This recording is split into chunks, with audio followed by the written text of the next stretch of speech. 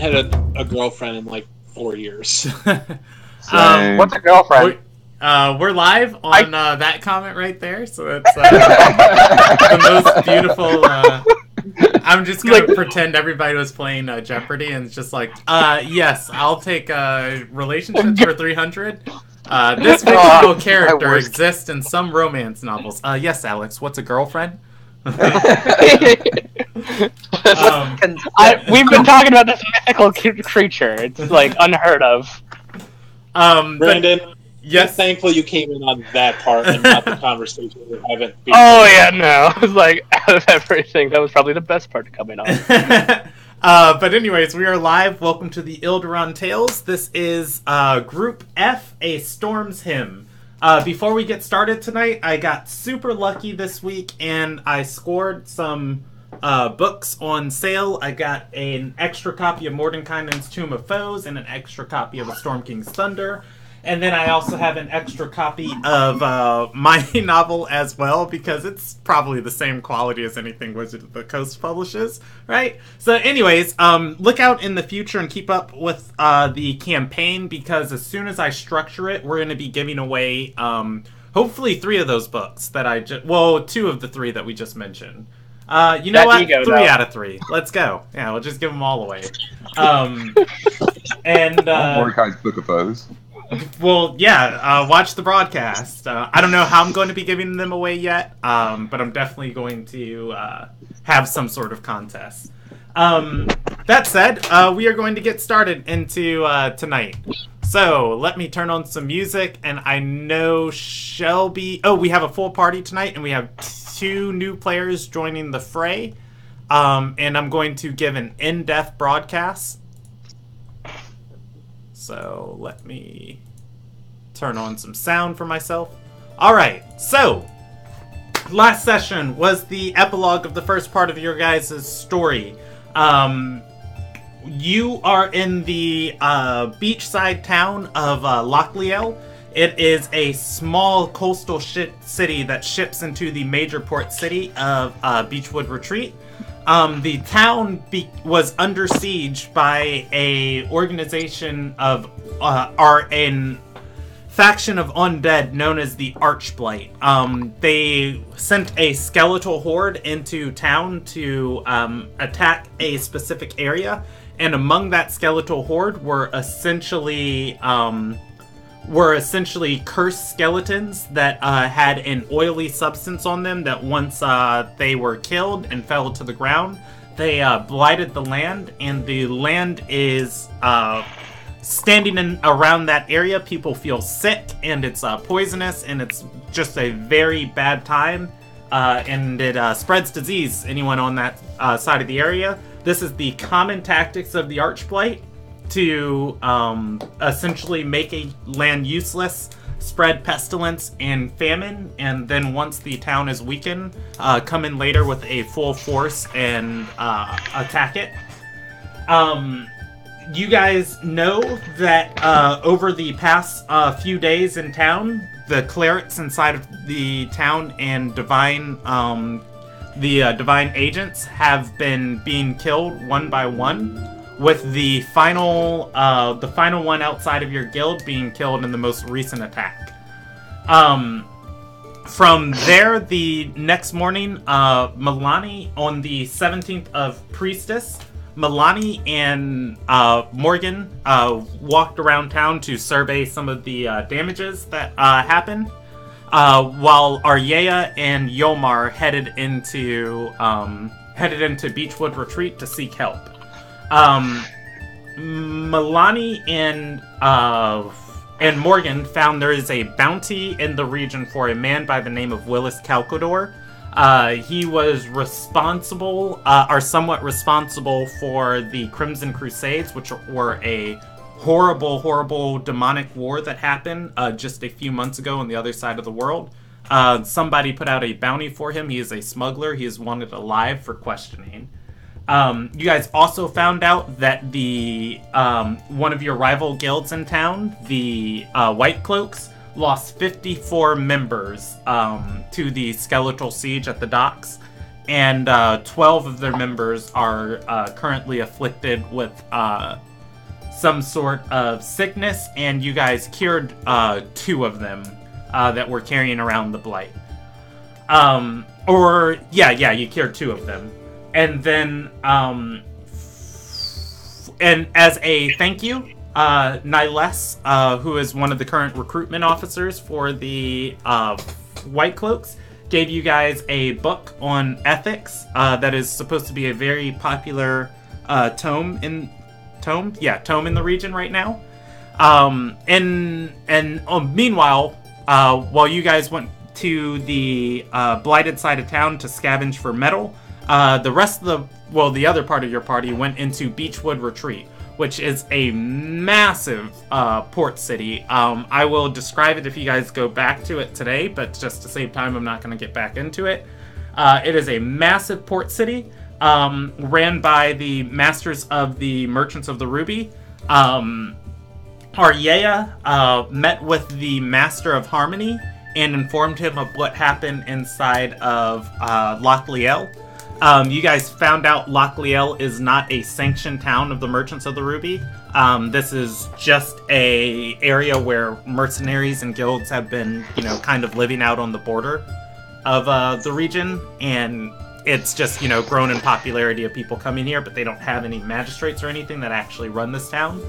Also, Aryea presented the key you guys found on the corpse of the guy who sieged your town. He was found on the corpse of the undead sorcerer, and the Master of Harmony was wearing the same key. However, his was not glowing. It was a skeleton key that can unlock an ancient vault. The vault that the temple that the Merchants of the Ruby govern their city out of is an ancient temple, and the reason why they chose it because the vault was impenetrable other than the singular key. This key goes to a different Lost Kayak vault, and with the help of the Master of Magic, he was able to locate it for you guys, and said he would pay you guys if you were to go down there and see if there's anything left in the vault and scout out what factions are making a home there. From there, Aryea recruited a servant girl into your guild and got a quest for herself to go see a faction of wizards and scholars who live on an island called the Silver Sigil, and she headed off with her servant girl to that, and she returned the funds to the guild that they got paid for the key, and informed them of everything that she learned within the city. We are going to pick up on the morning of the 18th of Priestess. You guys are at your guild house. Aryea and Lycienus, the serving girl, have headed off to seek passage to Galena Maeve. We're gonna start at the top of the morning. 2 people returned to the guild hall. They are new players, but people who have been a part of the guild. XJ and Jordan Lynn. Jorilden. It's gonna take me 40 Pathetic times. name. Yeah. George to the Ilden. So I'll give you guys a chance, starting with Jordan, to describe your characters to everybody, and then we'll move on from there. All right. Well, I guess you will see a tall, rather slender wood elf with the body of a dancer and apparently the face of a demigod.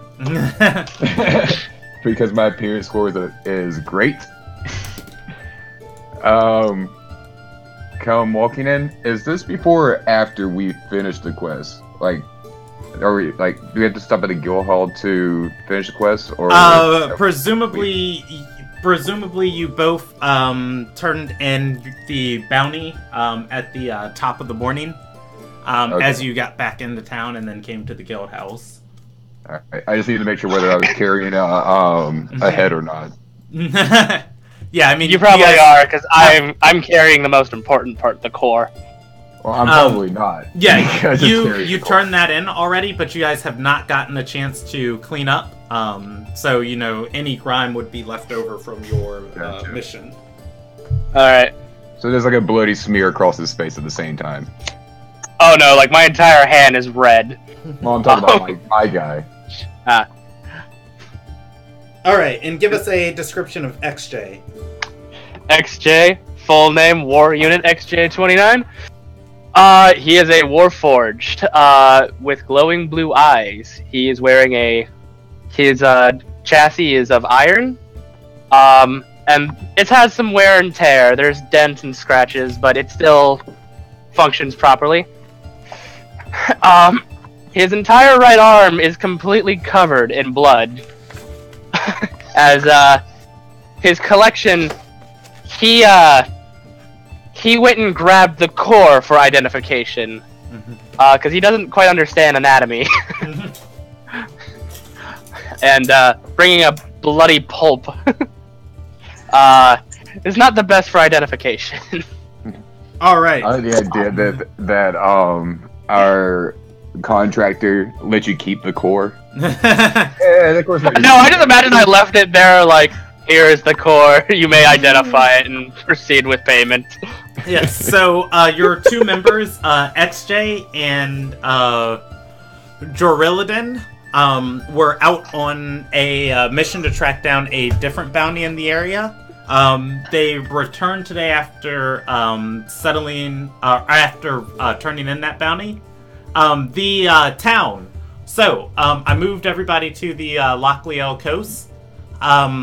For the new players, this whole section, the dock part of the town, does not exist anymore. It burned down. Your guild house, for reference, by the way, I'm going to do this one in blue, is on the main road on the north part of town. But like that entire district in green is just gone. Yes, just gone. Skeletons raided it from the water. It was too many to fight off, so instead they set that part of the town outside the city wall ablaze. yeah, Apparently we went through some renovations. But yes, the whole party is together inside the Silver Trees guild house. What do you guys want to do? So, for, like, bookkeeping purposes, like, have we finished a long rest? Or is this, like, an hour after Aryea left? No, yeah, this is the next morning after Aryea left. Aryea got back to town late in the evening. You guys spent 8 hours also combing through the area for salvageable metal. Alright, I have one more thing. Do we know that Niles was kicked out of the guild? Or Yes, is that something you that do. happened earlier? That's been a few months type of thing. Okay. Alright. Cool. I'm probably going to start working on my sword. Just buffing out any nicks and scratches from this latest job. I'm gonna be Good job, though. successful. I don't believe the heart was a good identification for the wanted dead poster, but I took his head. So All they needed to do was run his identification code. It should have been on his core. yeah. You two So- are savages. Anyways, I'm gonna go wash up, and then I'll be back down.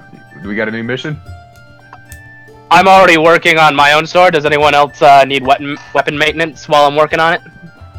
Yeah, there's several weapons that need maintenance. Alright, just go ahead and leave them on the table and I'll get to them when I get to them. Alright, by several, Morgan, does she point at the pile of 20 weapons that you guys found that need to be repaired? Yes, haughtily. Alright, you know, the machine I am, just get to work. Yeah, you can repair 25 gold worth of weapons per day. Alright. I think there are longswords and scimitars in there, so you can repair one of those per day, because I think each of those are like 25 gold. I think that would make it easier. So, 1 per day. Yes. Alright. I excuse myself to go take a quick shower. Out of character, do we have that amount of money in the guild to do such things? Yeah, Morgan? yeah. With money. They just made money. Mhm. Speaking of which, you made money. Chop chop. It was deposited into the guild's account. If you're going to You stand in have my one. forge, be My hand useful is our again. account. Mhm. Oh. That's a good question, Brandon. How much money did we get? For this bounty, it wasn't particularly hard. You guys had to get the funds that he cheated off, and then you were paid for his bounty. You were paid 120 gold for killing him. 120 each or 120 total? Total. Alright, so I want to keep 10 for myself as, my wage, and I'll give 10 for XJ Knight, and then the other 100 can go to the guild. Actually, as a character, probably should have asked this ahead of time. What's starting gold? Starting gold is only what you have in your background. And then, you had those points to spend off of the starting gear document that I sent you guys. I know you spent one of your points on the shield built into your arm. And then the other 3 points were whatever else you wanted off of there. I don't Which believe could be I more even money. I don't believe I used them. Okay, you can just have the 3 points as money. It's going to be, add this to your inventory, 100 gold. And in where you see PP, put 100 in that number. It's actually not platinum pieces. We're using PP as ruby pieces. They are an entirely separate currency. Alright, you said 100 of that as well? Yes. Alright. So, yeah, today I will fix a scimitar.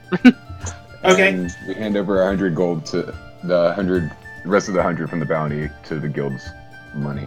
I'm gonna turn to Morgan and go, I'm going to help the Spirit Rock. And I'm gonna start helping you, XJ. With the forging. Sorry, did you call me a spirit rock? I am iron, sir. It's all a rock to this guy. Yeah, Nyoka's from the swamp. So, for crafting on these items, the crafting costs in the DMG for downtime activities is calculated if you are crafting it from scratch. Since you guys salvage mostly usable items, it's not going to cost you anything to repair these items. Or rather, it's not going to cost you the major amount to create all these items. It's just going to cost you a gold for like the tiny things you need, like a little bit of leather to wrap around as like a pommel to handle the sword blades or things like that. So you can repair one of these per day to mint condition, and it's not going to cost you anything except if you guys subtract 20 gold from your guild's finances, then that would be all the materials you need to eventually repair all these to pristine condition.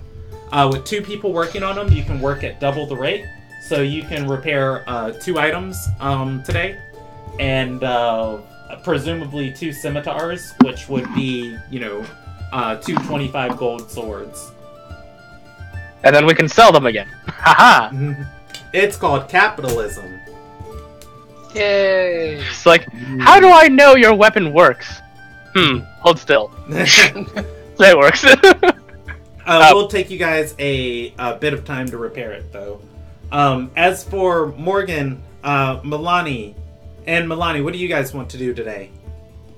I was about to say, Morgan, Yes. we should probably head over to that tavern and try to clear up some more of that rock.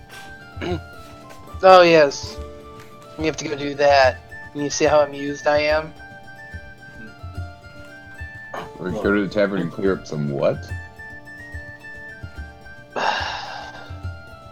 We were attacked by Archblight. So, you know, blight. So, question. Answer. Can Lesser Restoration cure Archblight? It can!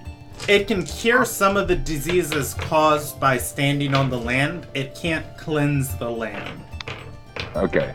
The land itself is spreading a form of pestilence when people stand on it. It can deal with the symptoms, but it can't deal with the cause. Gotcha. Wait, do we have a third divine caster now? Jordan's a ranger. I'm a ranger. All I of the can cast lesser spells. restoration. I do, like, I do not get sick. I do not have the capability of becoming so. I need that. Nyoka's gonna turn to Morgan. Gaji, make sure you heal yourself. I'm fine. I can do that for you. I'm fine. I'm gonna go on ahead and cast this on Morgan. Alright, is Morgan moving out of the way, or?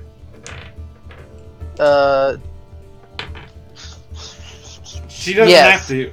Okay. No, I assume. Do like an acrobatics check to see if Well, you dodge. like I assume my flight response is doubled. So it's like, no, you get your hands off. Alrighty. Roll me an attack roll. It's a spell attack. It's That's a touch. yeah. So, It's a touch. You're trying to touch Morgan. She is actively Yeah, avoiding you. yeah, but I mean like a spell attack versus like acrobatics attack or No, something. it's an attack roll. Yeah. Okay. So, Roll D20. like, even if you were doing shocking grasp at somebody, that's a spell attack against their AC. Okay. So roll a d20 and add your spellcraft casting modifier to it, and then add your proficiency bonus.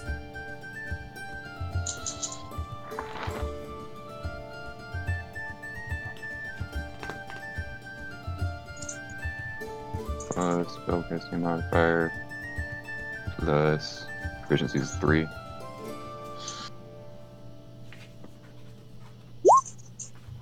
I rolled a 19. Alright, that is going to hit.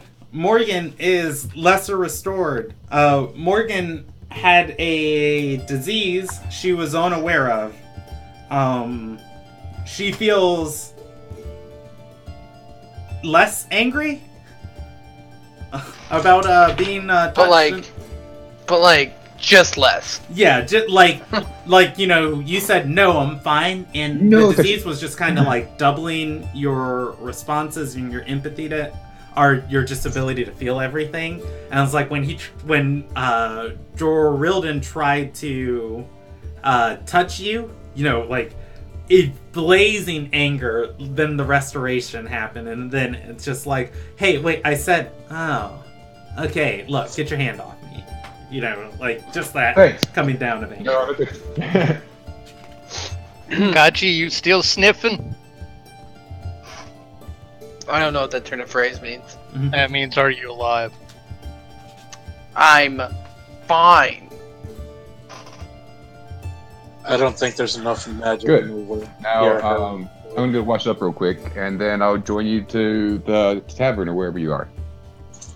Still have this, you know, blood on my face.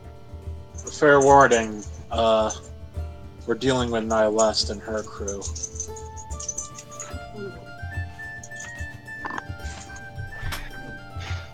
Alright, so, do you guys wait on Jorildan to head to the tavern? No, he touched me against my will. Leave without him. Alright. he can catch up. You guys head to the Hardy Flame Tavern was where you heard the White Cloaks were staying. And actually you saw them there last session. Inside of this place, oh gosh, I've got to roll a check. Well, I'm not gonna do that. I'm gonna do it like this instead. Okay, that's literally the same exact number twice, rolled differently. Okay, so, you guys are going to come into the Hardy Flame Tavern, and it is significantly less populated in here. Where you'd expect to... Where last time you guys were here, the White Cloaks had a whole table to themselves where their membership was gathered, their upper membership was gathered around and all, planning the next steps of their organization and what to do. Half the patrons are missing. That table itself is empty. The bar staff is still around. There is a dancer here, kind of entertaining the few patrons that are still left. However, she's not smiling, and there's kind of like a serious mood across the whole area.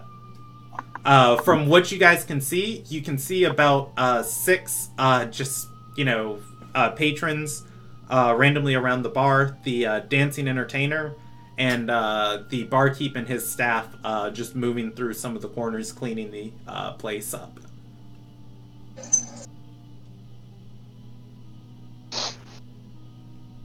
Something is wrong. You! Barkeep! Where the hell is everybody? So he's on the floor with a bucket and some sort of brush scrubbing at it. He's, gonna look up and say, most of the White Cloaks passed in the night. Sickness got to him.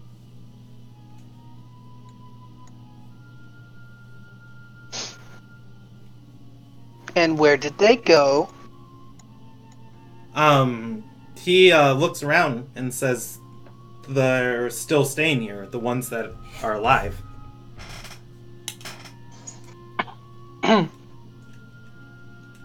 What rooms are they in? You know what they did with the bodies? He's going to shrug and say presumably buried them, but Niles and Inu still have their room upstairs, but as for the other 10 members, he shakes his head and goes back to scrubbing.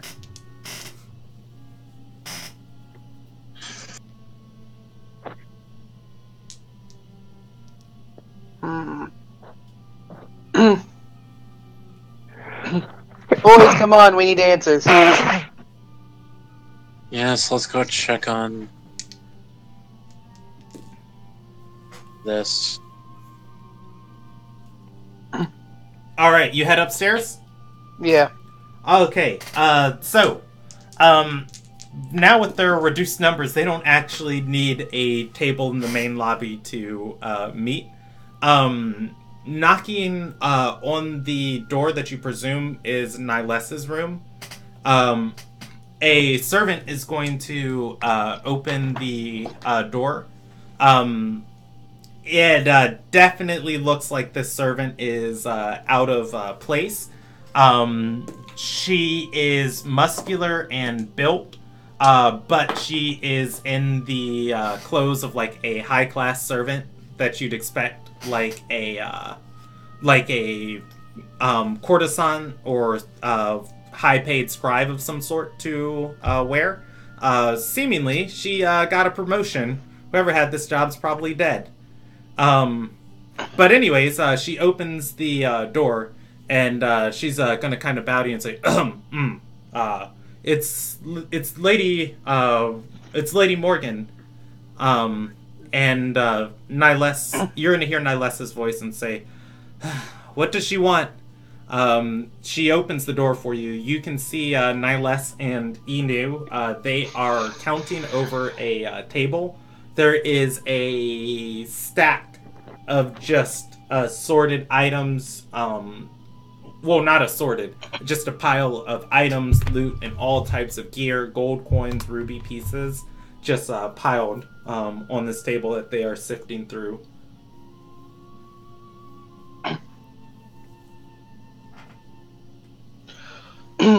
So I heard everybody died. Last I checked, there was only 4 sick. Niles is going to nod and say, and just as you told me, the disease spread. Inu and myself, I quarantined us off from the rest. But everybody had a member or another coughing, hacking, and wheezing through the night.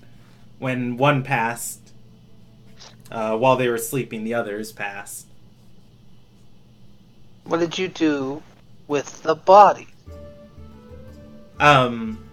She looks northwards and says, I buried my friends, I burned the rest. You probably shouldn't have given your friends the kindness. She shrugs and says, that part, or rather, those cliffs are unused regardless. No one goes up there, so... Other than the workers that were used to bury it, you can consider them... you can consider the problem contained. Until it spreads through the land. Kind of like what's happening over in the other part of town right now. Niles nods and says, I suppose I have you to thank for what's left of our organization. I sent the order out to split from those who were infected. The higher up members, I could do nothing about their egos, though. Who's all sick?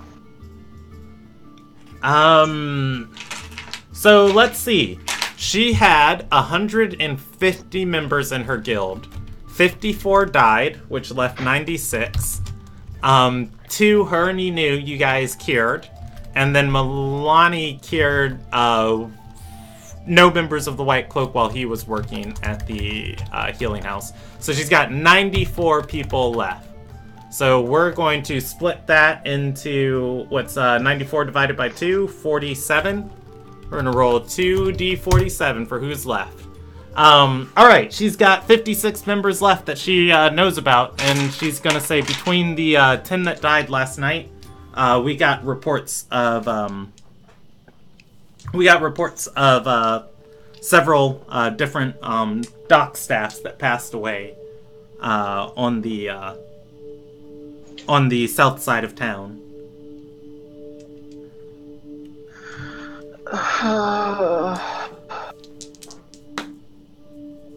How many people do you still have that are infected? She's going to gesture to Inu and say, as you can see, the logistics part of our guild is crippled. From what I can confirm, we have 11 more members of lower rank.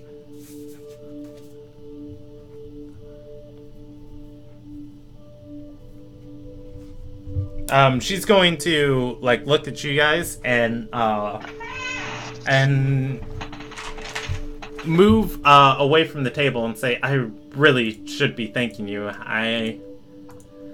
Inu and I owe you our lives. I know I've been rather sour to you lately, but if you need anything that I'm capable of,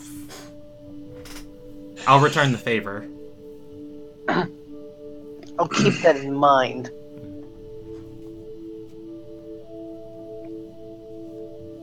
You should take us to the people who are still sick. Unless you want to lose another 11. All right. She's going to gesture to the woman of attending the door and point and say, "We've got to sell this stuff to replenish our finances." She's going to point to the woman and say, "Dee, can you take them to the side of town that you came from?" She nods and says, yeah, follow me." Brandon, when do I get to the thing? You're with us. Yeah, we don't know. you would be coming in at the tail end of this, like as they're stepping out. Okay. So, where are you guys going? There's nothing left here to worry about. We're going somewhere else where more of her members are to fix the issue.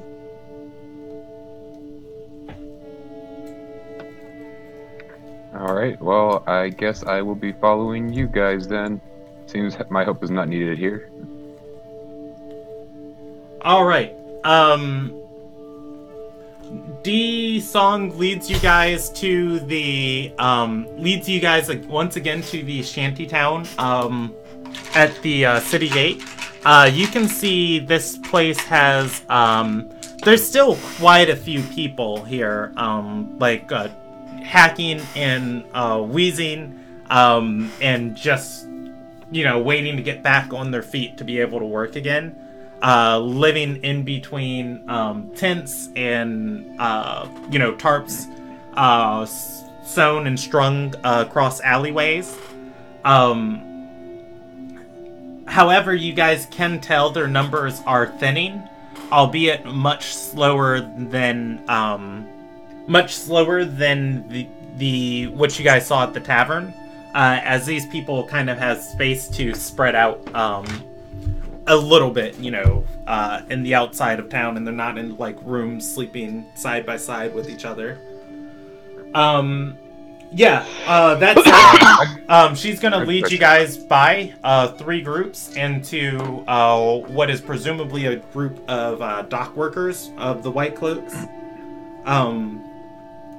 And she's going to gesture to them and say, "This is where we sent the last of our sick. We split off from the healthy workers and guild members." This is D-Song, the servant, by the way, leading you guys to this group. Question, Brandon. Yes. In my 300 years of living, do I know how to get rid of the blight as it's infecting the town? Roll me a history check. I will tell you 300 if you years are. old? I rolled a 12. DC 10. Yeah, you're no stranger to the blight. You don't particularly know how to get rid of it, but historically people have gotten rid of it. It's not an easy process to do.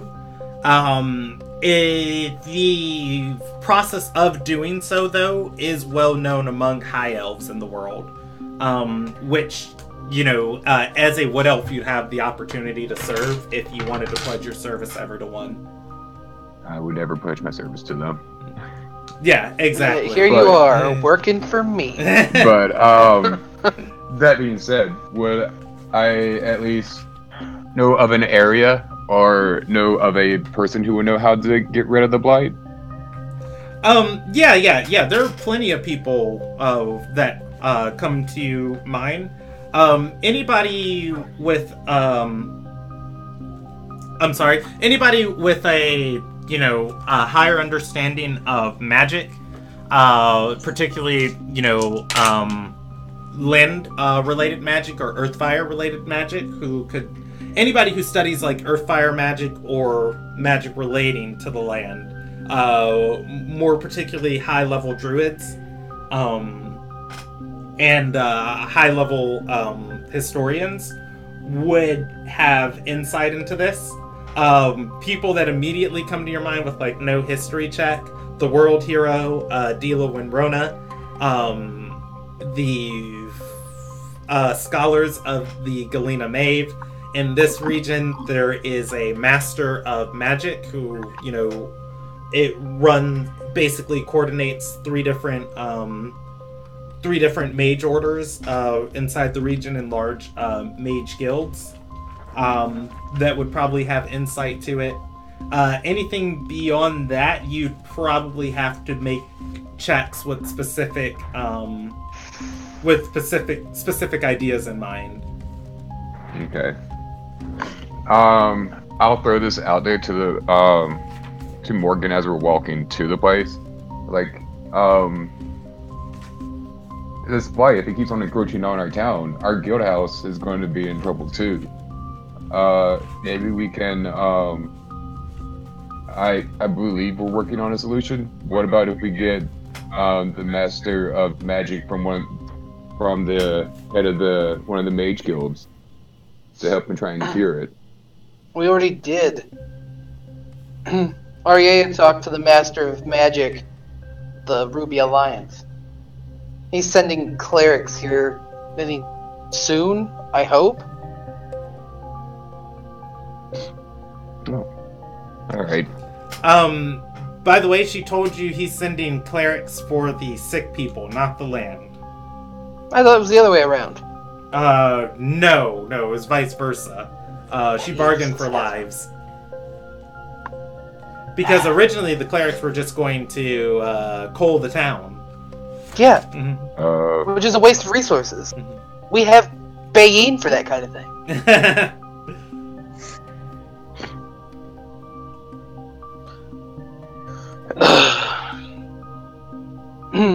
I mean, we can go talk to him. There's a job he wants us to do anyway. Okay. I'm assuming now we get to the place where all the sick people and we can cure somebody. Yeah, you guys are at them. You guys are there now. The 11 remaining people, just spread out in front of you. All right. Who looks like the one on death's door? The one closest to death's door. I believe through all of you. I was gonna say I can cure 5. I can cure 1 more. Yeah, and then Milani can also cure 5. Also Can cure 11. Hey, that's exactly 11. There's no way you can cure 11. If you do 5 and 1, that's 5, and I do 1. I have 5 to lay on hands and 6 spells to use. Nope, we can do 7. Sorry. Yeah. I was about to say, you don't have that many second level slots. I forgot Restoration was the second. I thought it was the first level for some reason. I apologize. So I can do it 7 times. Cool. So between all of us, I don't have to waste my third level slots. Actually, those are the ones I'm going to waste the hardest. All right. So, I can do Jorildan heals 1 person. How many people does Milani heal? I'll take. How many can you do, Morgan? 5. He does. I'll do the other 5 then, so I don't use up all my spells. Okay. And then Morgan heals 5? Yes. All right. As you guys are going through and healing all these people, these are low workers. These are the grunts of their organization. They are just, so thankful to you. Keep a smile on your face. You've gotten a promotion out of this. And as you guys are healing them, they're going to just give you guys various knickknacks and a few coins, anything they can spare. Just like, thank you so much. We just need to get back to work. Thank you. From doing this, you guys earn enough stuff. Let's see. Actually, we'll do it just like this. You earn 24 gold worth of knickknacks. It is 24. You guys can add it to whoever's inventory. It's worth 24 gold, and it weighs 8 pounds. The other... you want somebody to carry it? Yeah, the other people give you 18 gold worth of coins. And also you get 5 ruby pieces. You guys can split those up however you'd like. It's going in the big bank of Morgan. Mm-hmm. Turning to the big bank of Morgan, can I have some of that? I'm kind of running low on funds. What do you need money for? Just to buy components and probably more expensive stuff from spells later on. Morgan will roll her eyes and provide 8 of that gold. Morgan, you need to remember you do have to pay us handsome as well. Yeah, there's also we have to have a living wage. Morgan would make a great merchant lord. Like, stuff is not free. What's a living? It's like, are you breathing? And obviously, you're being paid enough. You can negotiate a promotion when you die. As you guys go through and heal people, you're gonna hear D-Song giving out orders. A lot of the jobs the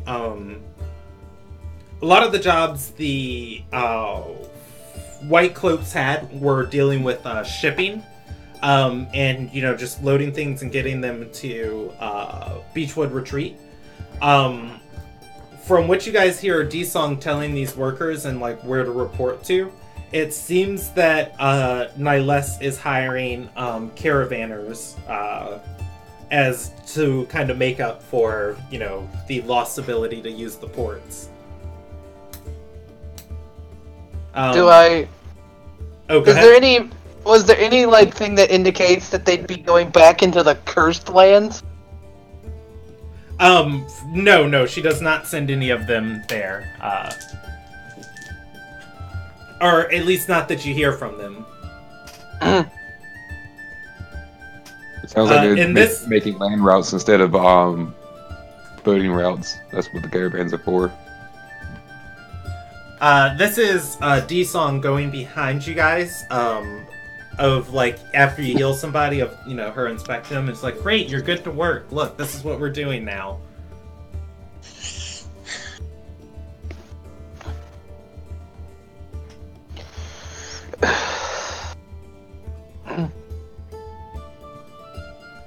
Give him time to relax. I'm not sure this is a good time to ask. Like, do I also follow along from the forge? I just assumed I was at the forge. No, yeah, you're at, you and Nyoka are back at the guild house working on the weapons. The party left just to go do healing shenanigans. I just wanted to make sure. After we've healed at least our allotment, or I guess during it, Morgan's gonna stress, it's like, if you know anybody that's sick, stay away from them. Do not go to the burned portion of town. Yeah, a few of them are going to nod at Morgan, and one is going to hug Morgan. Oh god. Physical contact. Unwanted physical contact. I'm just gonna do that like you worm your hands in and just kind of slowly push them away. Like, thank you. Now, shoo. I was gonna ask, like, wait, is it a woman? And I'm like, Oh, no, I wouldn't care. yes. I wouldn't care. It's it's like I said, unwanted physical contact. Yeah. And a touchy. Where You could be 18 on appearance. Like, consent is important. where do you want to head from here? Oh yeah, no, the question I've been asking everybody. Where are your bodies? Anybody's died, where did you put them? Alright, so you are on the you are in the south part of town, and the shanty town has kind of been made in this T area of alleys right here, and just spread between these buildings. The woman who was hugging you is going to point towards the western side of town and say, "Well, we couldn't afford anything proper like a burial, so we just threw him over the cliffside." I hate everybody that lives here. They're not the smartest people. Yeah, I know, but it's just... It's like the combination of improper removal of corpses and the, like... Whatever. I feel like they treat their trash better. Well, I think they do. I think they do, actually. one of the biggest like spreaders of disease is that of people just not being smart on how to handle dead bodies I and know. what to do with them. Yeah, I know. My life right now is mostly a PSA on proper corpse maintenance. So Morgan's gonna hear that, and she's just gonna be like, "Oh, okay. In the future, please put them somewhere where they will be separate from the rest of you, and come to the Silver Tree, and we will handle it. They need to be taken care of properly, or we don't fix the problem." We can always use them as fuel for the forge. I'm not here. No one heard that. That took a dark turn. That's a good dark turn. As Milani hacked corpses apart and limbs apart in broad daylight in session, what, one? And then you guys burned all the bodies on the south? Yeah! It's called I don't have a sense of smell. I won't care. Yeah, I was gonna say, XJ's comment is 100% in Silver Tree character. But he's not here, so nobody else heard that, so we're good. No one heard that. Just like, I felt a disturbance in the force. I had to say this all of a sudden. Just in the middle of the forge. Nayoka's just sitting there with him fixing a sword and is like, the hell are you talking about? Nothing, just keep working. Nyoka's heard a lot from Yomar, so he's not worried about that. Oh yeah. So, they're going to spread the word of, what you just said of just like, oh, hey guys, the Silver Tree will dispose of, any bodies. If somebody passes, it sucks. Free bring their bodies cremation there. services. Yeah. I mean, not free, but I mean, we could always use it as fuel. We'll get something out of it. my greedy instincts are being overridden by my sheer distaste for the Archblade. Morgan, Yes, I'm Morgan. something's been bothering me since this whole thing happened. Yeah. Yomar and they said that there was some dude trying to dig up the bones from our cremation site last time. Yeah. So are you Is that suggesting that I shouldn't be there? burning the bodies? Well, no, You should make sure they're extra crispy. I still say that's probably the best way to prevent any spreading, but my curiosity is who's this guy, and Pretty is his sure body- he's dead. Super dead. Yeah, but is his body still there? I think. I Roll plucked me that a key- oh. history check. DC 9 for both of you. Not me. I wasn't there, so I have no idea who you're I talking don't have about. advantage. Hey, so Milani hit it. You guys scavenged materials on that side of town for 8 hours yesterday, moving all over that region. From where Aryea told you guys like where to find Yomar and the fight that happened on the beach side. From what you can assume, you saw in that region, you probably did come across the body. Like, you do remember a body in that spot that was very fleshy and not, like a burned husk of a skeleton or, the ash of bones. And it was close enough to the water that, it didn't catch fire was actually, on the shore. And it didn't catch fire when the whole town was caught on fire. His body is still there. You remember that. Well, I was like to say, I plucked that key off of something. Yeah. So. I plucked that key off of something. So I have to assume it was him. I'm not going back there. You don't have to. I can. That's not an issue. Do you think it's prevalent to go and investigate him or bring him back? Can I use my 17? Because that thing was basically mush, right? The body? Oh, yeah, you got a 17 on it. His body was still holding up pretty well. Yomar, beat it to a pulp. Well, I thought, upon his death, he just, became person like mud. No, he didn't. Okay. Well, yeah, so I'll relate to Milani. It's it seemed mostly intact. Should I bring it back to the guild hall, or should I burn it there, or what should I do? Is Melania a dude or a chick? Melania's a dude. Okay. Morgan is female characters played by male people, so I wanted to make sure I knew which gender was the character. I'm our only woman. Mm-hmm. Okay. He's not emo, he's just... Great. Alright. So, since this is all handled, do we have any other stuff to get paid for? We have a bounty and a job from the Ruby Alliance. What's the job?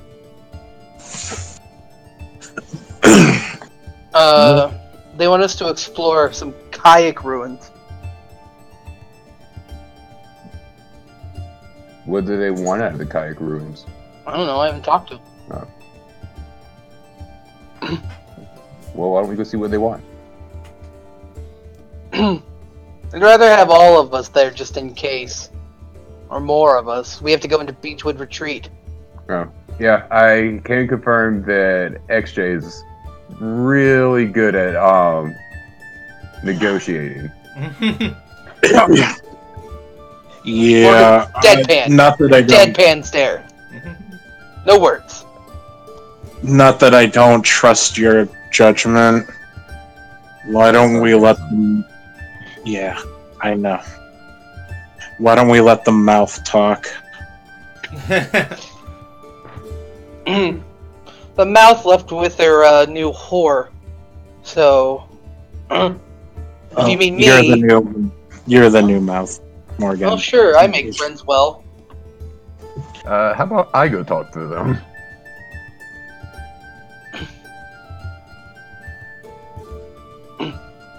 Either way, I think on the low tier of who should talk to them is XJ. I would put Nayoka in charge of diplomacy before XJ. Look, I don't mind going to go talk to them, This is one of those things where if I go now, I can do it fast enough. but we can't do the mission right away. XJ would be a great negotiator, I'm just saying. Surrender, we don't kill you. Alright, let's go gather the rest of the guild then. Everybody can get debriefed on the mission. Okay, so you guys head back to your guild house. You guys don't have to stop for this. I just want you to get a scope of the problem. It's kind of bigger than, you guys have the resources to throw at it right now.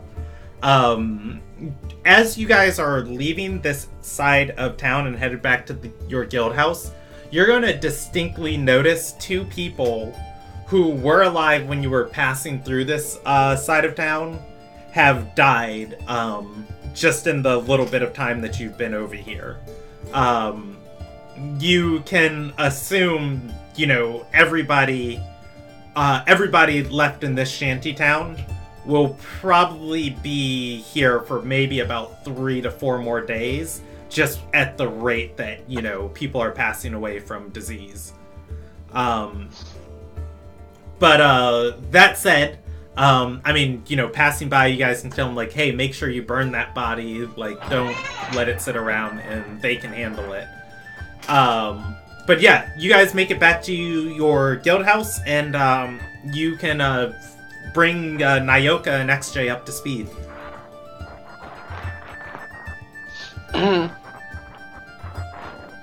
So we have 2 primary jobs. We can either go on a bounty hunt for a Willis Calcador. Noted smuggler, apparent extremist. Can I kill him? No. What's option 2? The Ruby Alliance wants us to explore some kayak ruins. Can I kill them? Details. You're really testing my patience there, XJ. Actually, this is not a dead mission. This is a investigation. I had a word for it, but I can't remember. Anyway. A retrieval. Exploration. Anyways. Maybe. Expedition and scouting of ruins. Yes. I don't, but anyways. And kill any hostiles. Yes, Sure. that.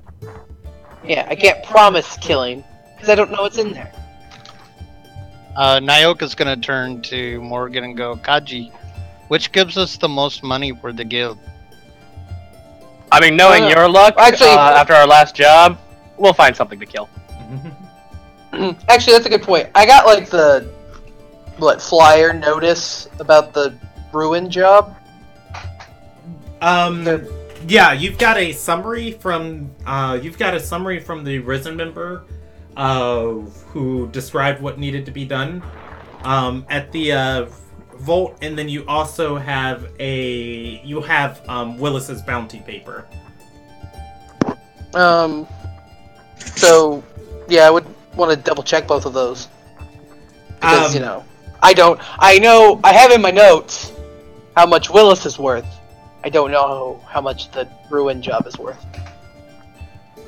The ruin job has no price on it.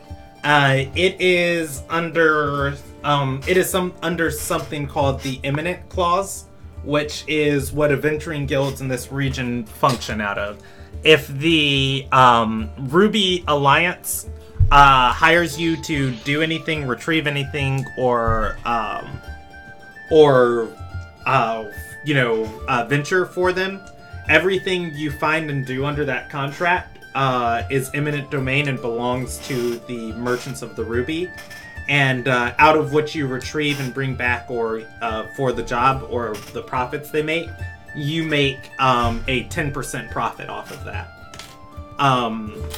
The bounty for Willis is for 2,000 gold. I feel like that number got smaller. Was it higher? I believe it was 3,600. Oh, yeah, if you have it in your notes, it's higher than it was, 3,600 then. They decided he was less important. He's got a lot of different bounties and a lot of different regions. Willis is worth 3,600 gold. We might actually want to search around the other bounties, see if we can get something higher. Let's not. Time is of the essence. Anyways. And preferably, like, something that allows me to kill them. Anyways. Willis is worth 3,600 gold. Alive. Flat.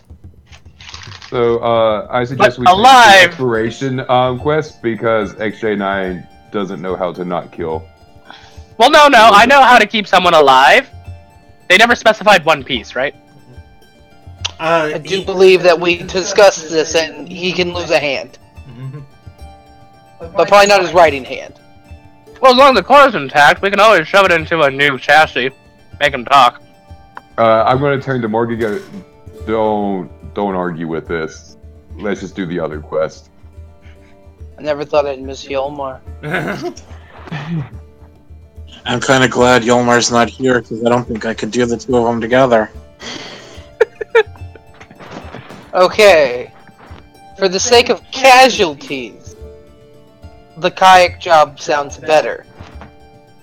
Do you think Well, we'll need a we'll cart to carry the bodies?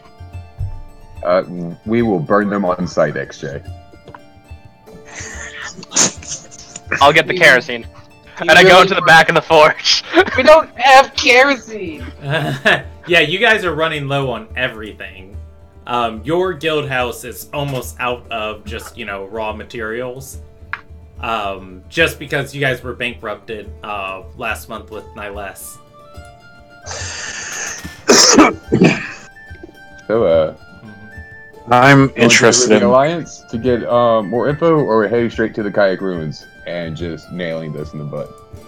Well, I think we need to head to the Ruby Alliance for further details and... Is the Information is details, also a summary. useful weapon.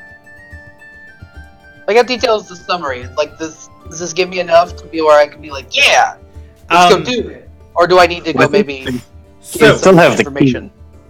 yeah, looking at this thing, it says you'll need to come by and retrieve the key from them, from the Mage's Tower in Beechwood Retreat.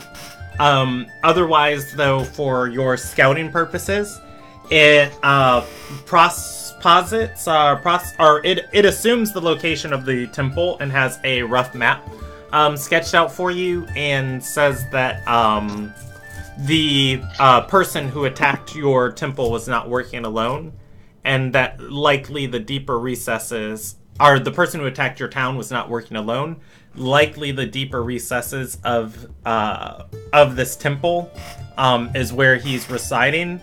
The details of the job is to find out what the key opens inside of the temple. That's cool. Or inside of the vault.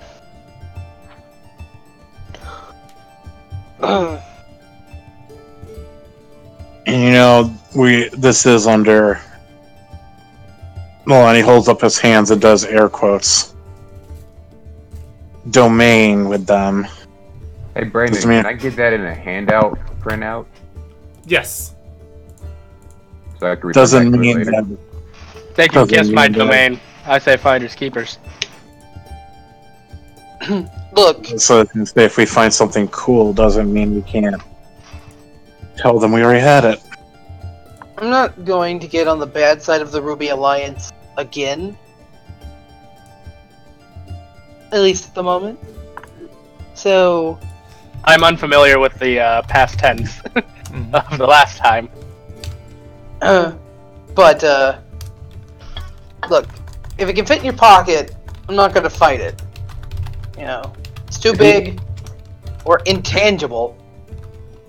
Look, we tell them. But, from the sounds of it, we might need to be at full strength. And I just used most of my magic to, prevent the inevitable. So, we go get the information we need, and the key. And they say we tackle it in the morning. I mean, you could tackle it this afternoon. 8 hours is a long rest. And this is still morning. That is true. If we want to do that, then I'll use one of my... We can go get information now, and then we can do the dive tomorrow. Well, like I said, we can do it in the afternoon. We can still get all this done in one day. He's not wrong. If that's what we want, then I'll do this now. So that way I can replenish my magic as well. And Melanie will spend the next 10 minutes casting Find Steed. Okay.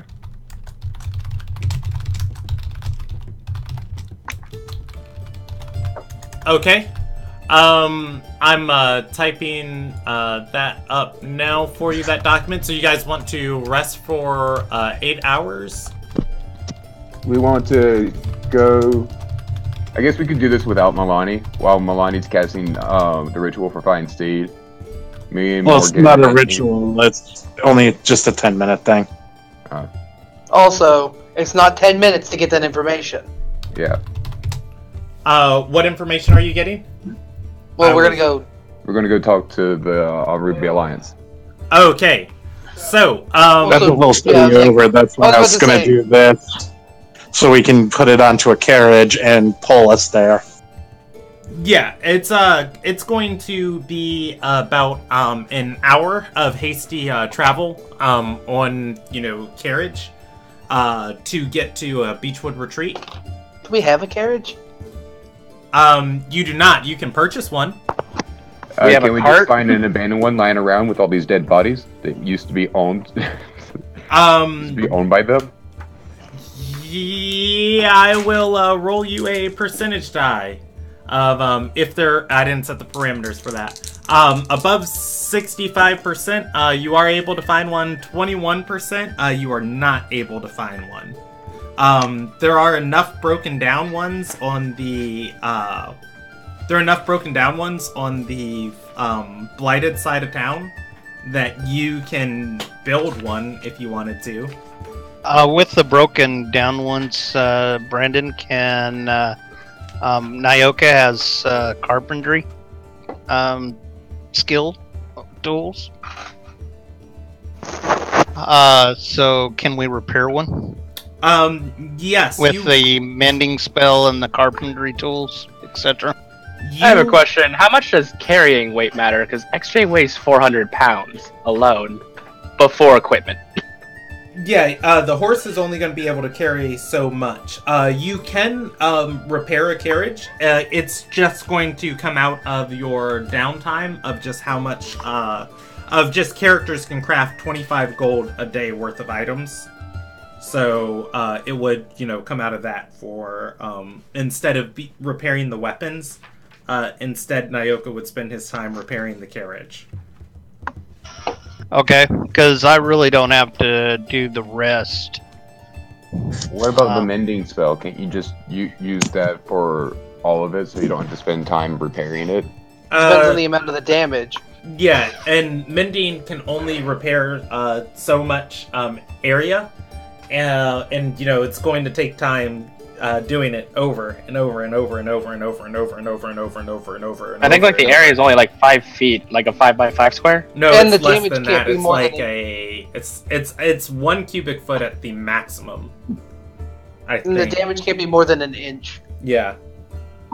Okay. I say we split up to make better use of our time.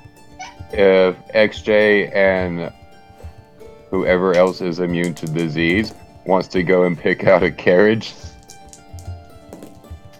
That'd be me.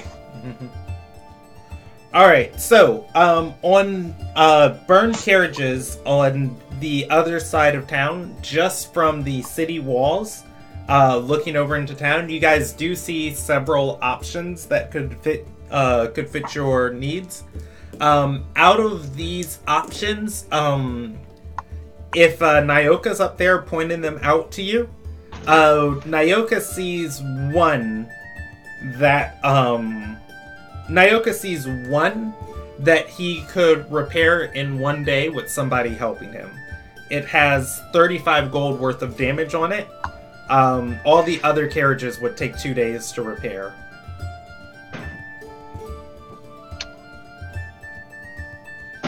Anyone else have carpentry? Nope. A character can aid Nyoka, just like, Nyoka is the master and the other character being the apprentice, and it would allow him to work at double the speed. Because crafting rules are vague. Yeah. It's like, you know what? Metalwork can't be that different from Well, getting a piece of wood. there is an amount of metalwork that goes into a carriage with, properly securing the harnesses, bolts, nails, shielding wagon wheels and spokes with metal, depending on the terrain you're going on, etc., etc., etc. Alright, I guess I'll help him. Okay, you guys are going to be partially through the gold you can put towards an item, but between the two of you, 8 hours, you can do 35 gold left easily on this carriage. Who's going to get it? The carriage? Yeah. The robot and the paladin. I was about to say, yeah, no, like the robot. Alright. Anthony, what's Milani's strength? Milani's strength is a 20. Oh, well then. Milani's stronger than the robot.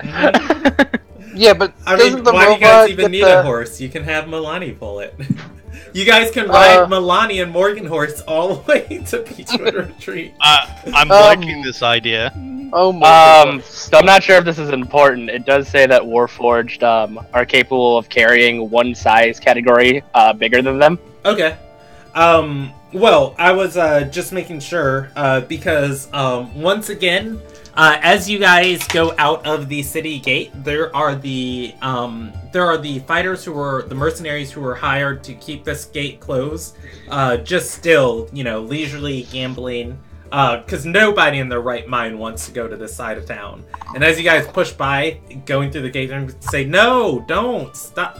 All right, they're gone, and go back to their Nyoka's I'd like to say that I still haven't washed off. I've still got the bloody arm. It's like, I like it, because it's basically just like, look, I have to try hard enough so Rain doesn't chew my ass out. But yeah, you guys are able to push the remains of this carriage. I would say make a strength check, but it's not going to be terribly, terribly hard. Well, I mean, it is going to be hard, but you guys are able to, between the two of you, just move this thing through the main road of town, shoving, dragging, and just eventually, like with all the heat and sweat of the summer day, by the late afternoon, you guys have this back at the guild house. While Nyoka is waiting for them to go get the carriage, I low-rolled that. he's gonna go to one of the shanties and steal their door. Steal a door. Why? Because we need to fix Because ours. ours is broken. Oh, So, like, are we getting this done and then going? So what? Is there just like a broken wheel, or is like how badly damaged is the one we got? So the one you have, this was one of the closer ones to the town gate. The axles and wheels of it were actually reinforced with metal. So one of the reasons why it's still somewhat usable. The carriage, though, itself, the whole front half of it is damaged. Feasibly, something tacked it or hacked the horses free. The front two wheels of it are also missing. One of the things they don't have this edition in the player's handbook is wagon wheels. They used to have those as items to, tell you how much, or rather, the cost of all of them. But yeah, anyways, you can surmise that repairing the driver's seat, the front axle, and the front two wheels, and then where you'd secure the horses, and this carriage is functional again, and just reinforcing the bottom of it. Wait, can it be used with one horse? If you guys don't load it with lots of weight. 'Cause we So- only So have- basically, I'm not riding inside it. yeah. Which defeats the whole purpose. There's like 400 pounds of awesome. It's like, oh yeah, our paladin can summon a horse, and we can fix a carriage up. And then we'll just take a long rest after we talk to this guy. 6 hours later, we still have to walk there, and now it's 6 hours later. We could use the carriage to bring back more stuff than we normally could.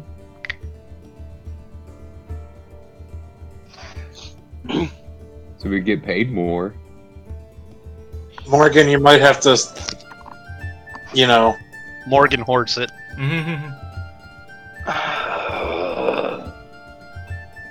to make you feel better, Everything. we'll strap a thing to the robot and have him pull with you. I'm sorry? Actually, that's not a bad idea. I mean, I don't tire, but, you know, I think it's also- already been established that, like, Morgan's actually stronger than me by, like, 2 more points. Well, the big Morgan's thing not is blind. your pull capacity. Because you're considered a large creature for that purposes, you would be Oh, you would be. I would be considered a large creature, yeah. the best at pulling a carriage. I mean, base. I'm the best at pulling a I'm carriage. not sure how you do, because, like, it just says, for You double it. Warforged. So you basically just double the strength score? So so it's like 15 pounds times your strength score, and then whatever that number is, you double it. 'Cause you're technically a large creature for pull push. So 30 times your strength score is how much Yeah, you can pull. 30 times your strength score. Alright. No, yeah, then actually, yeah, I could do it. But anyways, I want to mention that it's dumb. Like at that point, it says we want the carriage. We don't even need the horse A at that 30 point. I foot- could literally just pull it. But I'm just saying, what are we prioritizing here? Speed, or the fact that we have a trunk? Because you don't move faster than. I don't know. The horse would still be faster. Yeah, so, what you guys would be looking at, a single horse can, if the road is flat and you give the horse plenty of, brakes, a single horse can pull about 3 times its weight on a well-designed carriage. So you'd be looking at about 1,000, you'd be looking at about, like, what, 1,400 pounds of weight a single horse can pull, and that would exhaust your horse in an hour. A carriage itself is 600 pounds, and putting XJ on there would move it up to 1,000 pounds. And that's before we put anything on. Yeah, So basically, the horse would this be... is all This is a bad idea. Yeah. because we have the robot. Yeah, you guys would just have to de-weight everybody else, because you'd have 400 pounds among the final, 4 of you? Yeah. I forget what it is. Like, I don't tire, it's just a matter of my speed, right? Does anyone have, I guess, like, I could go ahead and secure a spot, and then you guys can catch up on the horse. I believe haste is the 3rd level spell slot. I would say, I don't think we want to waste haste on just travel. Says you. That's for a minute anyway. Alright, I'm just saying, I can just go ahead on the road and scout it out. You guys could easily save catch this up. carriage for a different day. We now have a carriage with our guild house. We have a broken So carriage much at our guild house. We have wasted to. time. No, 2 people went to go get the carriage. The rest 3. were going to go talk to the Ruby Alliance. They're in a whole nother town. Oh yeah, so we're not waiting. Yeah. Yeah. Yeah, I alright. can't stress that enough. They're not down the street. That is my bad. Yeah. Then we. Oh, I thought they were down the street. Yeah, I No. did too. It was just like, hey, neighbor. We are like a suburb Yeah. of. If you guys were to think of Beechwood Retreat as a city, it is like, well, I don't know an example that covers it for everybody, because I don't know the suburbs outside So it's of... Minneapolis and Minneapolis. we're Duluth. Yeah, there you go. That is Yep. way far away. I actually live on the outside of Minneapolis, so I actually do live in the suburbs. Yeah, he does. So Rob, he's like really close to us. that's Because impressive. he travels, what, 30 minutes to and from the airport? 20 minutes from the 20 Minneapolis minutes? airport. I that's- knew I that's- didn't like him. But that's Yes, I'm from the north. also what, Shelby? Jordan and I live in Minneapolis. Yeah, what then? And that's We live not- 20 minutes from the airport. Yeah. what And then? Rob, I mean, you don't even You like should come Jordan. visit me. I can't promise anything interesting will happen, but you know. What town do you live in? All right. But yeah, Tangent. horse. Maybe New part- maybe not on the air. Hold up. Yeah. But anyways. So yeah, are we splitting the party? Jordan. Mhm. What? Yeah. What? I don't think there's any portals around. Why should we split the party? The carriage does us no good. Well, the point Well, like, is we wait all that time. we Like need it's to gonna fix take that hours. Like that. Yeah, it's, Basically, your whole we can get this done in one day thing dies the second you want to do this carriage nonsense. Well, I mean, do you guys just want to walk ahead of us, and we'll just bring the carriage with us, and meet you at the next town I'm over? so tempted to leave, but all of you, because I I can move faster than everybody. doubt that. Can you do 120 movement? Doing dash. I don't know. close. I can do close to that. Can you do consistently? Can you consistently move at 120? Not consistently. Then I win. I can consistently move at 60 See? without changing pace. We'll keep the carriage here. We'll fix it later. We'll just walk.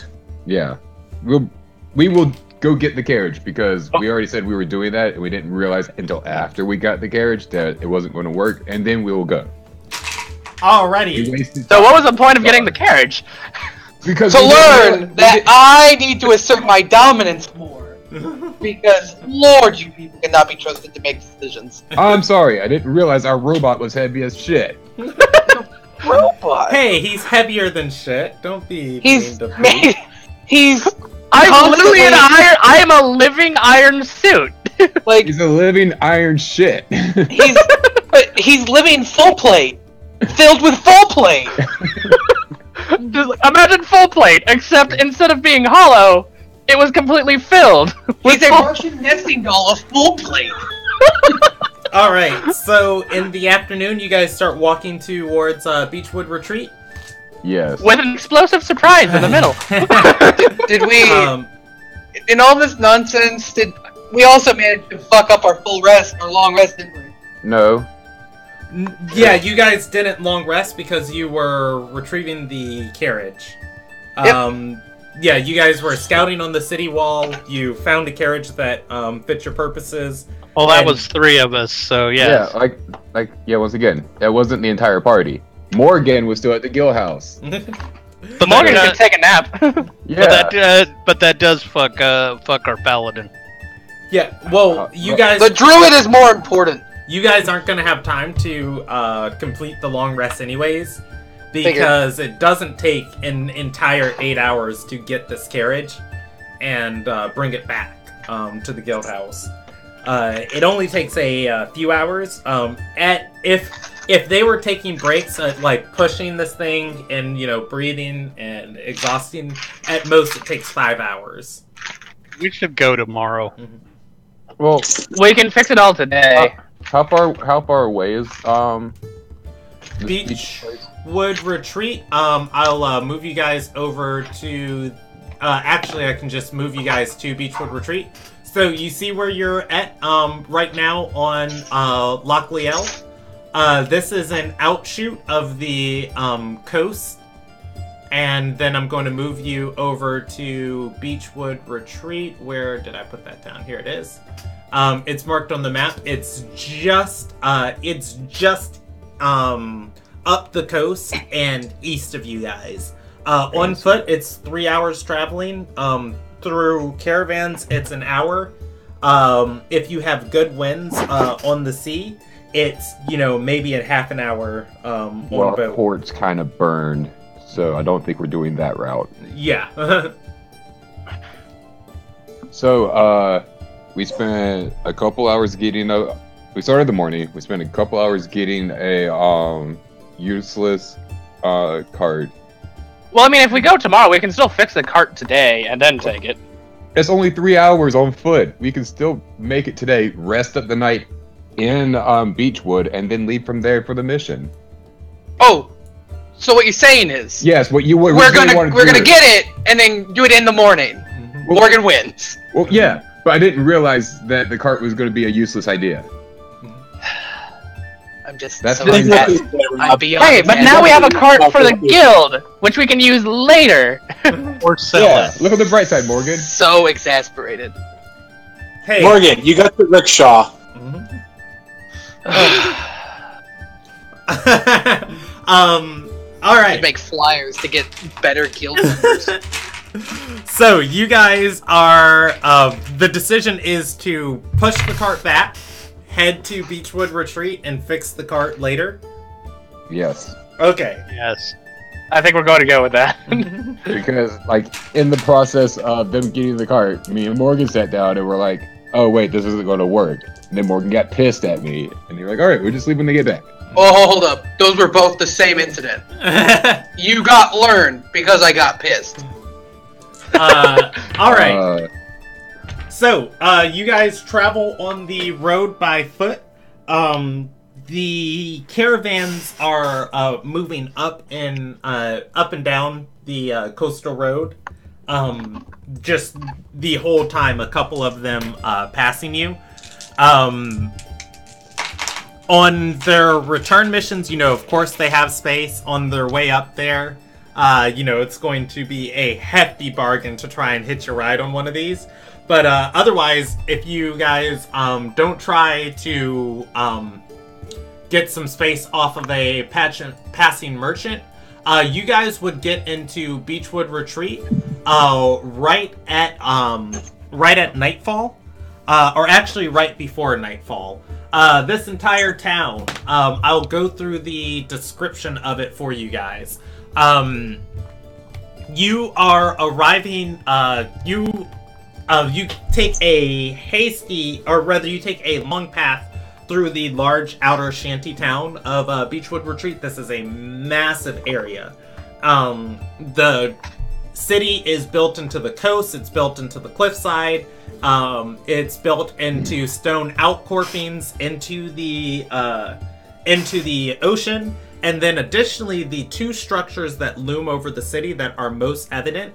There is a huge stepped temple out in the middle of the bay that is tilted at a 60-degree angle towards the city. A good 2/3 of the temple is submerged under the ocean, and only the upper recesses of it are sticking out. If you look at the picture on the right, that's kind of like an inspiration for how the stone section of the city looks. There are the low docks, and then looming over the low docks is this large tower. It is held, the tower itself is less of a tower, it's a lighthouse, but only the top portion of the tower. If you think of like a UFO, it is a circular tower, or it is a circular structure, just kind of on top of this, and 4 statues are holding this structure up above the rest of the town. The statues are of 4 women. They are serving as caryatids, which are statues used as pillars that suspend the structure over the entire city. There's a small, and this structure is right at the gate, or at the city gates. There's a small gatehouse where our Arcanus can teleport you up into the top of the Mage's Tower. Otherwise, the city is your playground, and you can do anything you want. Where do you guys want to go? The ground. Mm-hmm. Well, I mean, guild probably first, like the whole reason we came here. The Ruby Alliance, that's where we want to go first. The Master of Magic. all right. That is also a good second.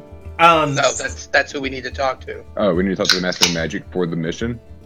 I mean, Oh, like him it's on my specifically, flyer. or Okay, I thought we were talking to the Ruby Alliance. Yeah. He works for the Ruby Alliance. He's Yeah. the Master of Magic for the Ruby Alliance. The Okay. Ruby Alliance runs this entire town. This region of the world is a lawless region with no formal government. The whole reason cities exist in this area is because the merchant lords have set up shop out here, and people come following the coin. So Beechwood Retreat is ran by the Masters of the Ruby Alliance. The Master of Harmony is in charge of the city and regulating it. The Master of Magic is basically in charge of keeping order with all of the different practitioners inside of the city. He resides in the Mage Tower. So, I'm not the only one getting like some dark undertone when you hear the title Master of Harmony. He made an opium den. Yeah, he made an appearance last session. He runs a drug den in the center of the temple where the administration of this town's ran out of. Headed to the Master of Magic. So the Arcanists at the bottom of the area are going to be able to activate the runes to gate you guys to the top of the temple, or rather the top of the lighthouse. And let me grab my notes on this city. Beechwood Retreat, Bayflame. That is the name of the lighthouse that you're in. So up here, there are 3 orders in addition to the Master of Magic, who has a whole fourth of this tower to himself. When you're teleported into here, you are in the center of this structure. Directly above you is a large glass room and a presumably magical burning fire that you don't see. You don't see any wood in there, but it is, the lighthouse for all of these ships coming in and out of here. So while you're up here, there are. Let's gonna see. I'm gonna just roll you guys a d6 of which order approaches you. Okay, so while you're up here, there's going to be an evens, female, odds. All right, there's going to be a guy in silver and black robes. He's once you guys teleport up here and you're kind of looking around, he's holding a bundle of scrolls in his arms, and he's going to approach you and say, "Welcome to Bayflame." Or you seem a little out of place. Why do you say that? Well, looking at your clothes, he's gonna say, "Well, this tower's for what clothes? You mean my battle-ready armor?" Yeah, exactly. He's gonna say, "Well, this tower is for the orders that occupy it. You don't represent the tabards of any." We are a guild trying to accept a quest from the Master of Magic. He's gonna nod and say, "Oh, you're the Silver Tree. Yes. He doesn't work with many adventuring guilds directly, but I can lead you to him. He's going to lead you guys to the eastern section of the tower, into presumably just a large empty meeting room. He's going to say, "Well, if you'd just wait right here, his office is upstairs." There is no upstairs to this area. He steps out of the room, and a few moments later, somebody is going to appear in the bottom section of the room, and he has a spell book on his side, and is going to say, "Yes, and he's going to see you and say, I received a message that you were here to see me." It is the Master of Magic. He has a large ruby pendant around his neck, and scarlet robes, and an open flowing, just luxurious robes. Open chest, no shirt, and a very nice pair of silk pants on. Aside from his clothes, is he more handsome than I am? You know what? I never did roll him an appearance score. Let's go with. Oh gosh, you guys rival each other at 18 and 18. I feel a little. I feel a little insulted. No one is better looking than I. I am the most intimidating. I want his clothes. Like, I respect beauty. I respect your look, sir. I want that look. Is that what you say to him? You know what? Yes, because beauty is one of my ideals. All right. This is gonna end well. Looking down at his clothes, he's gonna say, you put too much stock in items. But I guess that's a fair assessment for adventurers. I'm glad you have an eye for the nice things. Hopefully you can bring back something from those vaults that you're going to. I suppose you've come for the key? Yes. Mm-hmm. No, that's why we traveled all the way here. Just to admire your clothes. He's going to, from his side, produce one of those luxurious black pouches. Well, actually, this is going to be one of your guys' first time seeing this. He's going to pull out this black pouch from his side and reach inside of it. His arm moves a little deeper than you assume the pouch is capable of. There's also a golden symbol on the pouch. He pulls out the key, and he's going to proffer it forward towards you guys and say, this is still technically under the... this is property of the Master of Harmony. We will need it back when you finish your mission. Should you require anything of the services of the Mage's Tower, just simply send me a sending. If I'm capable of scrying on you, I'll do what I'm able to, and otherwise, good luck in your ventures. You wouldn't happen to have a sending stone, would you? I don't believe anybody in our party has sending.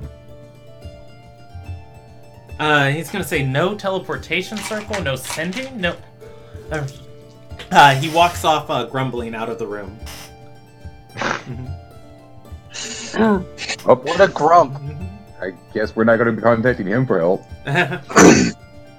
Nyoka's gonna go up to Morgan and whisper, "You want me to throw him off the tower?" No, I like him. An angry man. He's a man after my own heart. Angry handsome man just won 2 people in this guild over. You guys have a moment to talk amongst yourselves. Alright. I don't trust him. He's a bit too good looking. You trust me, don't you? No. Not really. We're Nope. guildmates and you don't trust me. I never said I didn't trust you. I'm just saying if my integrity was on the line versus yours, I wouldn't bet on you. I know everybody in this guild. Nope. The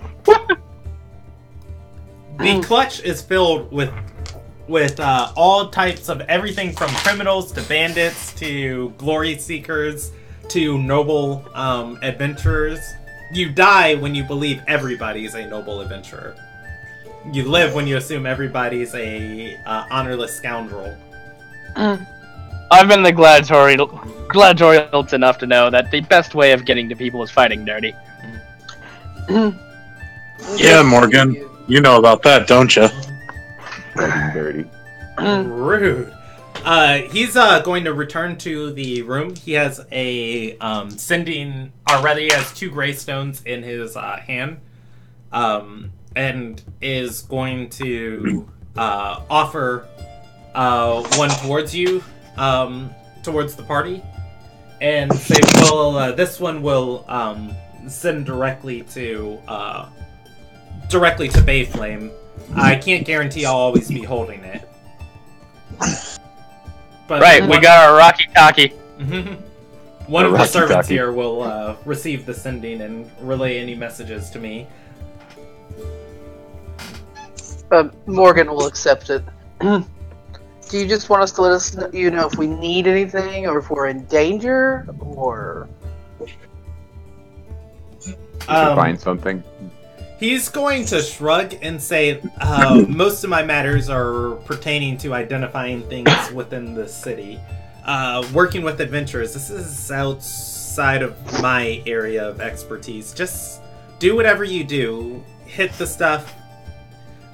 Kill the things. And when you find out if this key opens another vault, just write up a treatise on it, and he's going to say, just write, you are capable of a scholarly essay on the subject matter. Yes, sir, I am. So, my eye shifting from blue to orange, kind of like body shifting, like military orders received. And he's going to say, once you identify what's in there, what was blocked from my divination, then you can consider your contract completed. Of course, this also falls under the imminent clause as for your pay. So anything you bring back will be appraised, and you'll be paid appropriately for it. That includes anything in the vault as well? He nods and says, if you're capable of moving it, or if anything's still there. We shall see. Now, here's my question. In the off chance there is nothing there, what's our payment? He's going to smile and say, well, it's great doing business with you.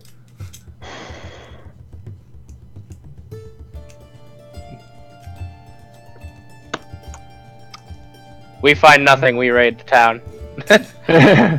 Just like this is a whisper, by the way. Can you whisper? You're a robot. I have a volume setting. Reduce volume to 5%. He's going to say, well, I could negotiate a payment for you. I don't have access to the coffers, though. They don't... Just like they don't simple let you labor handle tax. the money. You're a master. They don't get to access the money, but they're He's not a master of They're magic, grunts. not a master of banking. Yeah. And he's gonna say, the Master of Harmony is in charge of the vault of Eodothea. Gesturing to the huge, temple coming out of the bay on the eastern side of the city. Or actually, northern side of the city, I'm sorry. That's the, you guys would have been brought to the northern part of the tower. But he's gonna say, if you like to trade your claim under the imminent clause for a direct amount of pay, I suppose I can arrange 500 gold for my personal vault.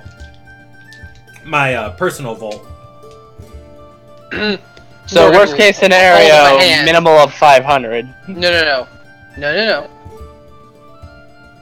No. A minimum of 500. I'm sorry, a maximum of 500. That suggestion says, I will give you 500 gold to do your stuff.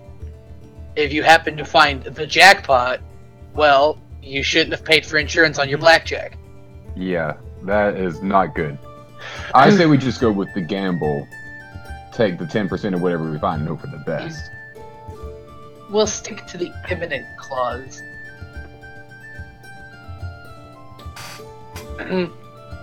All right.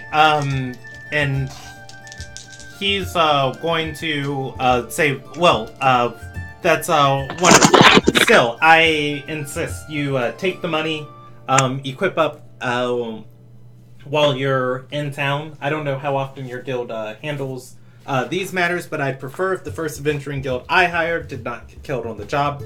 Go buy some health potions and some other shenanigans that you might need to undertake this endeavor. With that, there are other matters that call for my attention. And he's gonna kind of look to the side, tilt his expression, and say, Beechwood Retreat thanks you for your service. And he's going to Misty Step back to his quarters. Jeez, this is why I don't like arcane casters. Magic always complicates things. The primary caster of the group is going to furrow her brow. The secondary. Oh no, you're totally not counted in that. I believe the secondary caster of this group already expressed his disdain. The ranger can say something. You guys, by the way, you guys have 500 gold for dungeoneering equipment and potions.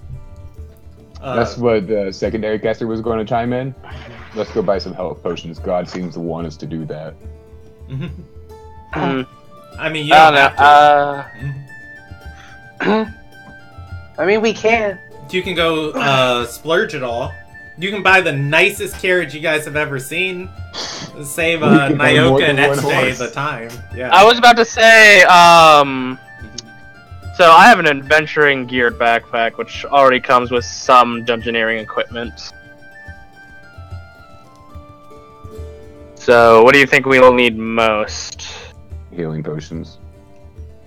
Healing potions will always be nice. I'll say a few healing potions, some rations, because we don't know how long this is going to be. I have 1 day worth of rations. We're not gonna spend the night. We should be prepared to, you never know. Possible cave-in, you can all suffocate. I'll be fine, I don't breathe, but you know. I mean, fine, we get some rations. We need to restock some of the guild stores anyway. Alright, so I'll let our head magician do his hocus pocus and find us some health potions. I'm going to go to the taverns. Okay. We should get rooms, boss. I don't need sleep. I'm just going to be wandering the town.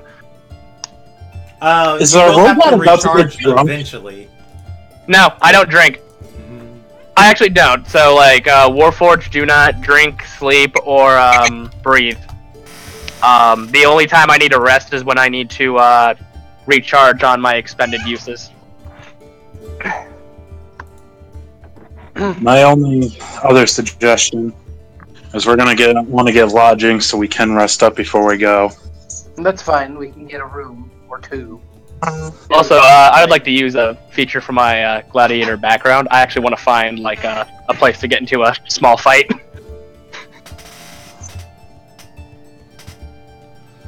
Okay. So the That's like Yomar was split in two. Right. Yeah. The Warforge heads to find a gladiator pit. What's everybody else doing? Getting a room, 2 rooms at least, and I don't know, presumably rations and health potions.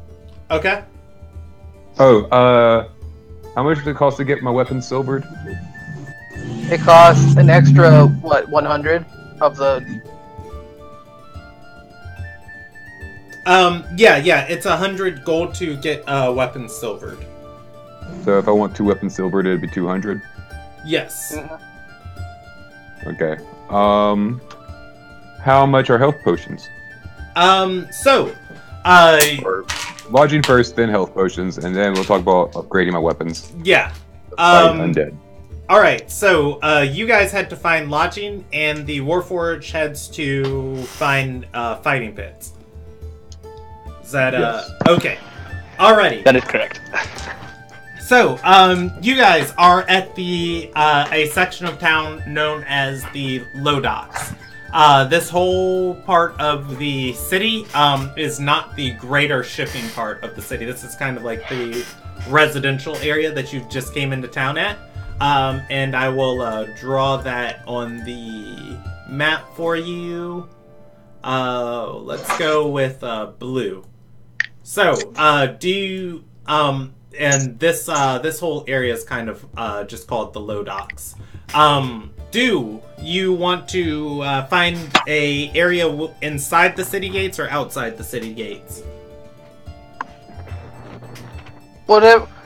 I want a nice balance between cheap and I won't get stabbed in the night. Alrighty.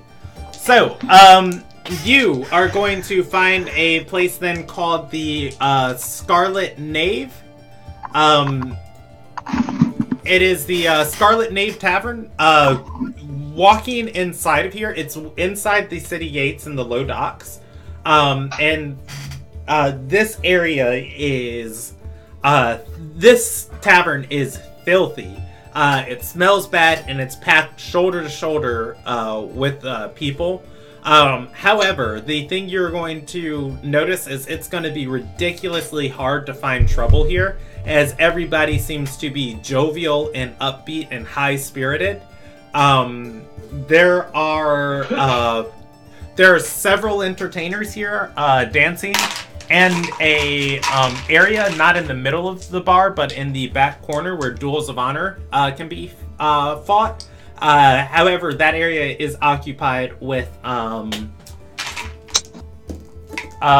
two women wrestling. They are not wrestling for entertainment. It seems to be a brawl that has gone sour, that has garnered other people's attention. Yeah, that said, you guys can do whatever you want while you're here. You do notice the barkeep is a man with deep red hair. He's pouring a drink as he's looking at you guys who have just stepped in. The wine is overflowing in his hand. Well, Morgan, you've somehow managed to lower the mood in this place by 3 notches by stepping in. One of these days, Melania, I'm going to kill you. I wouldn't have it any other way, boss. I roll my eyes at that exchange. Anyways. Rooms. Anyone else feel like a drink? I mean, Morgan's the one with the money, so I'd buy a room if I could. Going to barkeep to whoever the hell I have to threaten his ass to get rooms. So, he is staring at Nyoka as you all walk closer, before, he finally notices the drink in his hands overflowing. And he's gonna say, "Ho ho, I've never seen one of those before. Lizard folk are rare in this area." I don't stand out? I'm a blue person. He's more surprised by Nyoka.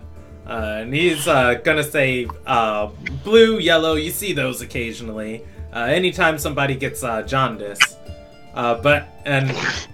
He's going, again, he's gonna just kind of like gesture towards Nyoka and say, "Do you speak?" Yes, I speak. Do you have any rooms? He laughs and says, "I'll let you stay here.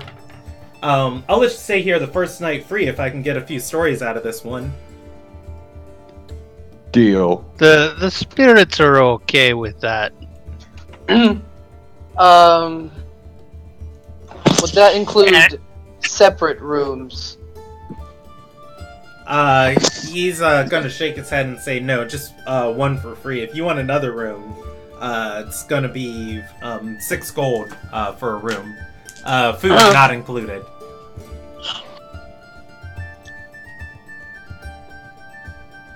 How many rooms? Like, how many people fit in a room? This place, it is... you guys could feasibly all squeeze into, one room. Good. Means I'll have to spend 6 gold. Yeah, you guys could all fit into, one room.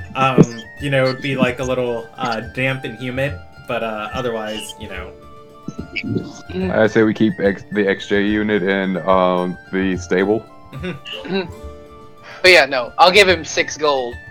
Because it's like, I like my private. And he's gonna nod and say, a lot of people around here do. And Nyoka's gonna look at it and say, "That's for me and my servant." Did you just do what I think you did? Milani's just literally takes 3 steps backwards. Dorilden is going to turn around and go see the dancers. About to go show them what's up. Nyoka just grins at Milani and sticks out his forked tongue at her. You're lucky I like you, Nyoka. Alright. Meanwhile, So you guys are able to rent a room here. Do you want to do anything else? We leave Nyoka with the barkeep so as to not incur the wrath of Morgan while we go out and go shopping. I mean, you have a say in that, Shelby, of what Nyoka does. Yeah. Nah, I chat with the barkeep. Oh, okay. I mean, I'm the money. I have to go shopping. I guess I can give allowances, but the Wood Elf is gonna start asking for 200 gold, like I'm made out of money. Roll me a insight check for Nyoka.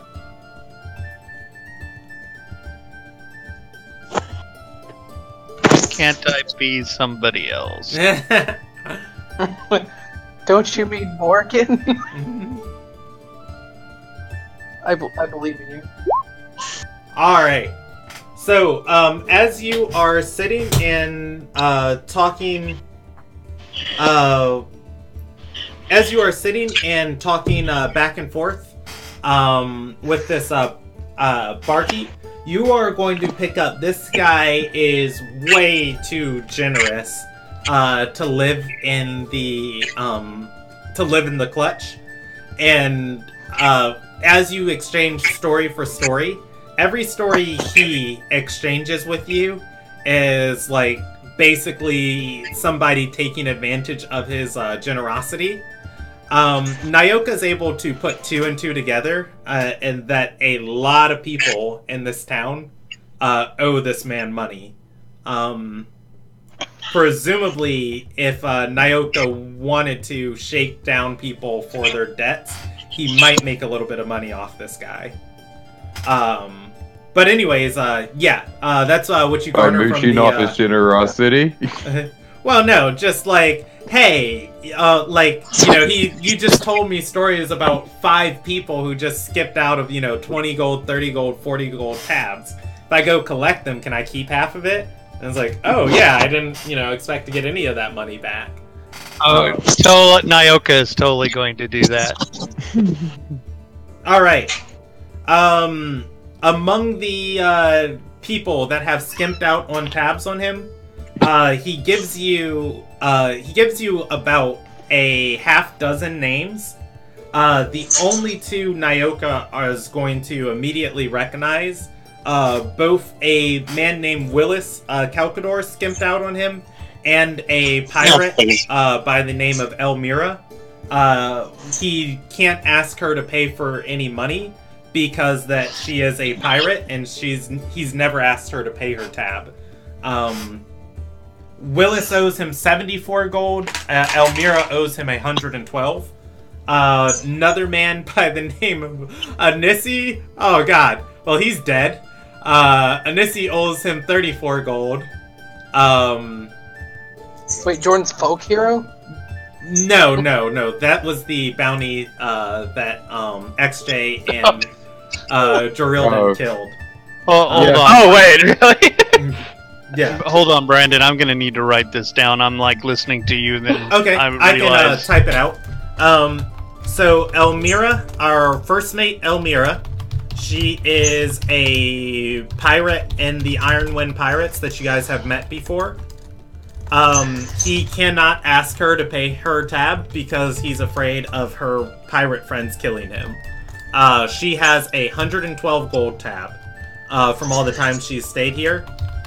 The man you guys are tracking, Willis Calcador, has been through here. He has a 74 gold tab. This guy is an arena fighter. Oh, you don't say. Yeah, this guy is an arena fighter that had a bounty placed on him and he fled town. Before he fled, he had a 34 gold tab on him. He's dead. Yeah, that he's gone and out of. There is a... I would know that though. That was the bounty that. Yes. Yeah, so I already tell him that that one's already dead. You win some, you lose some, and sometimes you lose a whole bunch more money that you're never going to get back. That's life in the clutch. He laughs to hide his sadness. Oh. Don't feel bad. Trust me, he deserved it. Wow, it's Brandon as an NPC. Damn. I mean, you're not wrong. No, a huge storm is passing through, and my power's already been knocked out once today, so... Oh, hey! If I We have suddenly that storm disappear... too! We do have that storm. Well, I mean, it's not a storm, but I mean, we had that rain. Yeah. 12 gold, and then Edric, has a 6 gold bounty. Alright, or not bounty, tab. So those are all 6 names that he gives you, of people that owe him money. He tells you the last 2. Cucker, Cuker, she is a gang leader, and Alaskan is a bounty hunter in the region that he was putting up for a few days. She disappeared in the past 2 days without paying her tab, and Edric is a foreigner who was a fresh off the boat sob story that he couldn't help himself, but or couldn't help but help. If that, yeah, we'll go with that. How has this man survived this long? I mean, everybody else in here is paying. This area on the low docks, you are right on the main path towards the Mage's Tower, and then additionally, you're also on the main path to go to the ferries. So this is just a very popular location. Yeah. Edric is a out of luck foreigner, a dishonored knight, who presumably is wandering somewhere around in the shanties of town. He put him up for 1 day for free, with the agreement that the second day he'd earn his stay, and he stayed for 2 more days without earning his stay before the barkeep kicked him out. And those are just, as you're giving him stories of, he's just like, oh yeah, I met somebody like this. And then when you say like, oh, I can collect bounties, he's like, oh, these people are probably around town, ones that you can find. Or, you'll collect tabs for them. Okay. So I go ahead and write a note for myself on that, and I'm gonna get up and head outside. Okay. And the agreement was any bounty, any tab you are able to collect on, he'll, give you half of it, as he never expected to get this money regardless. Okay, so, where's Naoka want to go? And then we'll switch over to the rest of the party. He wants to go to the fighting pits, or at least track XJ, because he's going to tell XJ we're gonna go hunting. Okay. Ooh. No! He'll kill Omira. That's the plan! Literally the only one I care about. I mean, Will Why? is That fine. still owes us money! Yeah, well, that's why I care about her. No, not necessarily. It's Naoka. He might not tell her about it. Tell him about her. So, the rest of the party, Geraldin and Morgan and Milani, you go shopping. Everything you could possibly dream of is in Beechwood Retreat. Healing potions.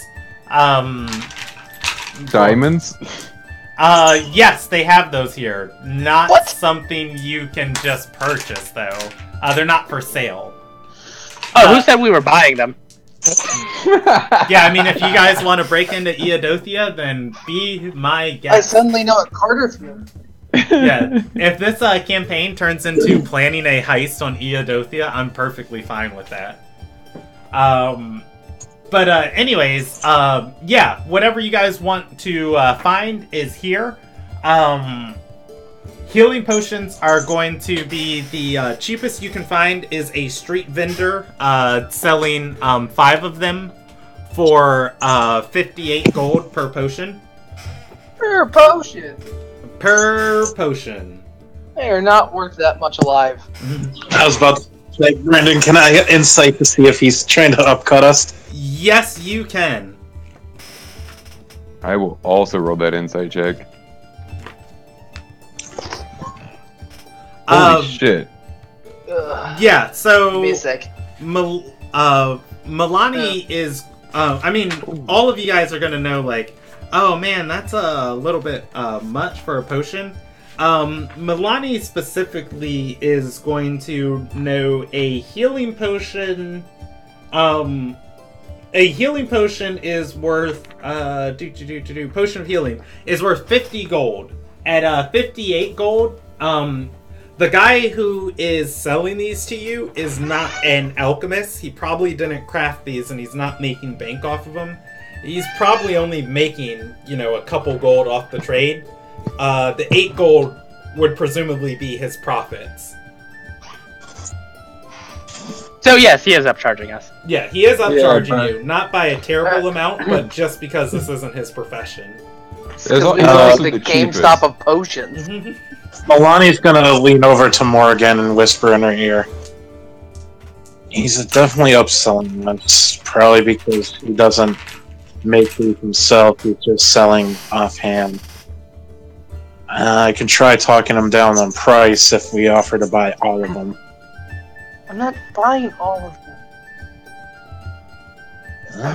If you don't- There's that's 5 Do we fine. of them. need that much healing between all of us?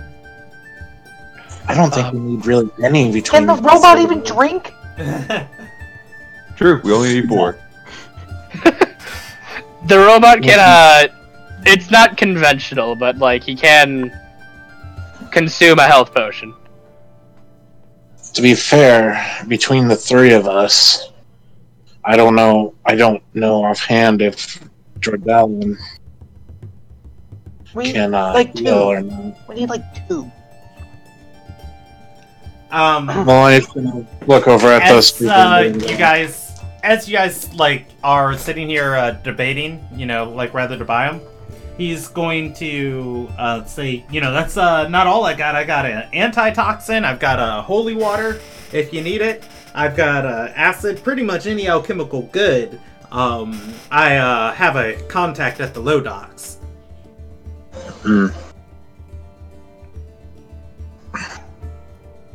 We'll take. I'll offer you 100 gold for 2 regular potion. 100 gold for 2. Well, considering He's gonna say 114 gold's the lowest I can do. And he's gonna say, come on, I've gotta purchase my stay and I've gotta eat while I'm in Beechwood. You can roll me a persuasion check.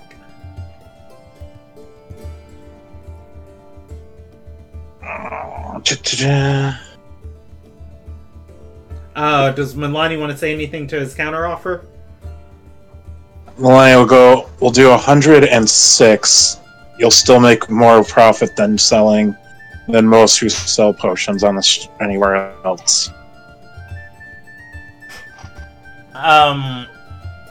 He's gonna grumble, taking the deal and offering the potion to you, outstretching his hand. And just to be sure, Brandon. Yeah. Can I double check to make sure these are actually healing potions? Yeah, you can. As he hands them to you, you can roll a investigation check, or just a regular intelligence check to just kind of appraise them. Nope. I mean, from what you can tell, probably.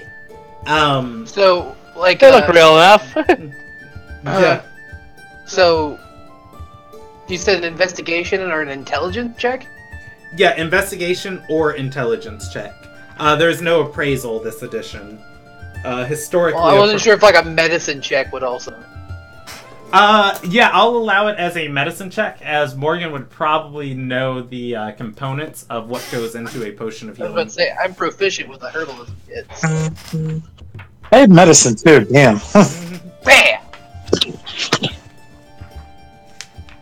Let's see, what, 21? Yeah, it is, so the liquid in here is, a clear watery liquid with a faint red tint to it, like, almost like there's blood in it. And when you shake it, all of the liquid turns a glimmering red whenever it's agitated. Morgan would be able to confirm these are healing potions. They're good. You're You're not cheating us. So, we negotiated what? 106? Yeah. Yep. As he gives you guys the 2 potions, he's gonna mumble under his breath. If either of you have a DC 14 perception, My passive perception is 17. okay, yeah, and he's gonna say, hope you don't find the bad side of the vampire, or of the Undying Empress. It's kind of like a little swear of just like, oh, these guys getting over on me. Fine! You know, there are dangerous things out in the desert is, you know, kind of the statement. It was like, I hope you go die in a desert.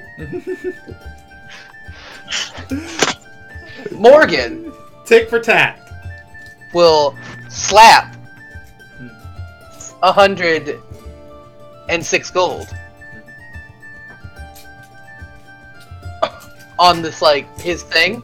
Okay, Be like- on his stall. He's got Yeah. a trading stall up. I will drown you. Alrighty, and with that, let's. If you're gonna get snippy, do it to my face. Huh? Yeah, and he's just gonna... I want to start ushering Morgan away from the stall. Okay, let's not make more enemies. Continue. No he's one just- will miss you. He's We just gonna continue it on. grumble and Goodbye, just sir. Like, he waves goodbye to you. But yeah, you guys add 2 potions of healing to your inventory.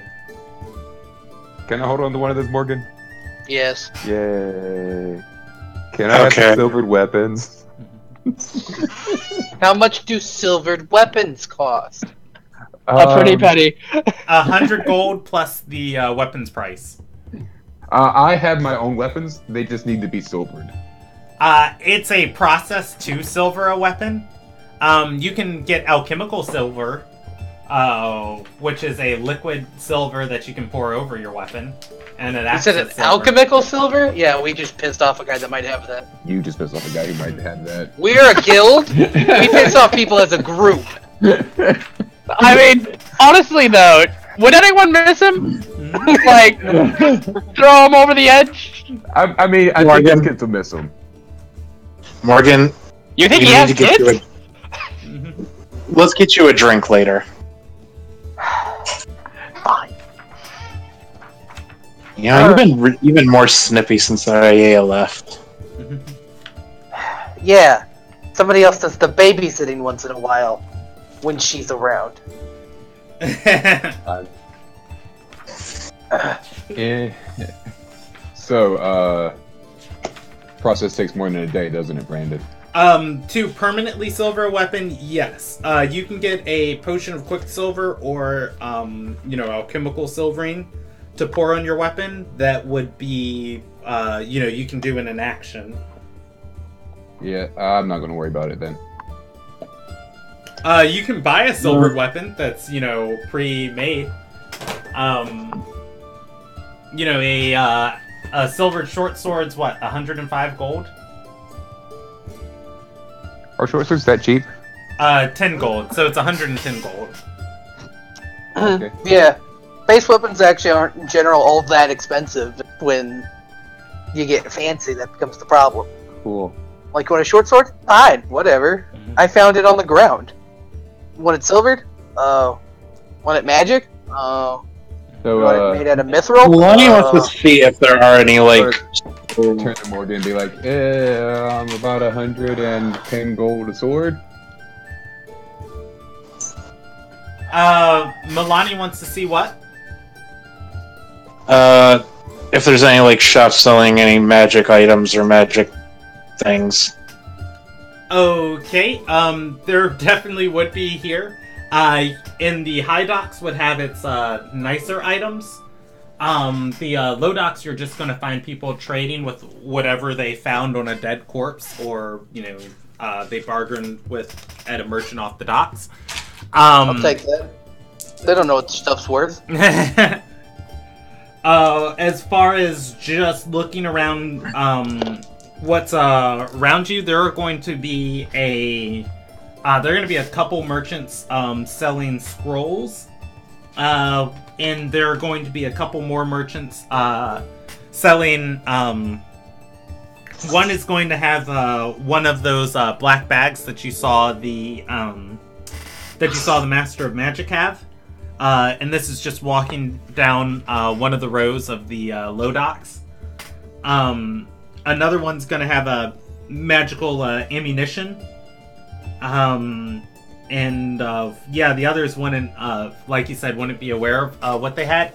Additionally, give me one more check I forgot to ask you for, an insight check, Milani. DC super low one, 8 again. Never cool. It doesn't pop to Milani's mind. He thinks on something about items he should probably get for going into the vault, but you guys will be fine, probably. Alright. Did you want any of those items I listed? No, we can... like silvered weapons or +1. Silver weapons, there would be smiths in town, and artisans definitely that would have those. There'd be enough of them in town that you could get them for the base price. If you wanted a silver weapon, it would be the weapon's cost plus the process to silver it. As far as magic item or magical weapons, that would be in the high docks. Yeah, we can go there after if need be. Milani wants to try to find... Would it be perception to try to see if there's any, of these these merchant people who don't seem so bright? Easily manipulated? The last time a group asked me if they could find not smart NPCs to haggle items from, they killed them. I'm not probably already threatened to drown a back alley alchemist. It's okay, I have a leash. Milani looking around here, you're not going to notice anybody innately that looks, unintelligent. there's a certain amount of wits you have to have about yourself to survive in the low docks. As, like, you know, if you piss off the wrong people, if you try and sell an item too cheap or too expensive, you garner the attention of, like, unwanted bandits or pirates. Everybody here seems to be at least competent enough to do this for more than one day in their life. So, Doriodin wants to go to that smith with the silver weapons. Okay. Just to save you time, you know, you can purchase any silver weapon you want for the price 100 plus its price in the player's handbook. There is competition. Capitalism drives the market down. Cool. I will be nice to Morgan and pay for the price of the weapons if he pays for the price of the silver out of the guild's money. Oh, you're gonna be nice. I have 33. I have 33 gold to my name. I'm spending 20 of it. I'm just saying that. So much gold. You're making it sound real altruistic. Fine. Consider half of it alone.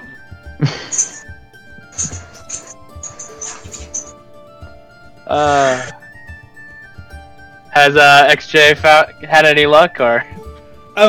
We are going to get to him as soon as we're done with the shopping adventure. As soon as we're done with our shopping trip. Yeah, did Milani want to do anything else?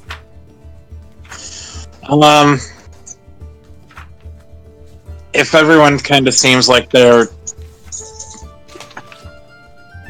a little more keen-eyed, I mean, probably not. High passive perception. I mean, I'm good at perception. I also do metal work, so I can probably... We're looking for a dumb person for what exactly? Yeah, Milani didn't roll anything. All those little knickknacks. Yeah, BT Dubs, Milani didn't roll anything. I told you what you saw in your passive perception. Oh. I didn't know what you wanted me to roll. You didn't give me a... Perception check, I'll tell you what you see as far as, like, description, investigation. You know, you can go around and find, anybody that might be selling, like, mismatch stuff. Or are you going with the perception check? Yeah. Alright. Looking around, you don't see anybody that looks particularly stupid. You do see some people that look rather desperate. Those people could probably be bargained with for, less than the item or less than what they're trying to get off with. I was trying to move some items. Oh, you're trying to sell some items? Yeah. All that mundane stuff that the gracious people, after healing them, gave us. Oh, those knickknacks? You can trade those knickknacks for half their value in ruby pieces. What did we get as far as knickknacks? Carvings, trade goods, leather stamps, insignias, daggers, just a bunch of stuff. Basically, my plan was to see if I could find someone I thought I could swindle into thinking the items aren't just crap, but actually worth something. Oh, I mean, if Good you luck want with that. to do something like that, make sure it's stick-like, let's get a shillelagh on it. Ooh, magic weapon. These are magical items. Limited time only. Is there The offer only lasts for an hour. adamantine or adamantium, or however you pronounce it? I think Brandon died. No, Well- I'm still here. I'm... Speaking of, you're mentioning stuff like that, Morgan. Milani's gonna whip his head around to you and go, "You can make an item magical, can't you?" We've talked about this. I can make something magical, but I run the risk of never being able to do it again. I thought you could do it with your magic itself, not the infusion kit, for a day. I can, like take out a quarterstaff. I can imbue this. I think clubs. I could probably get away with it if it's made out of wood. But, it's not permanent. Well, does it need to be permanent if we're going to sell it like it is? Well, I don't think it lasts very long. And it might dissipate the second it leaves my hand.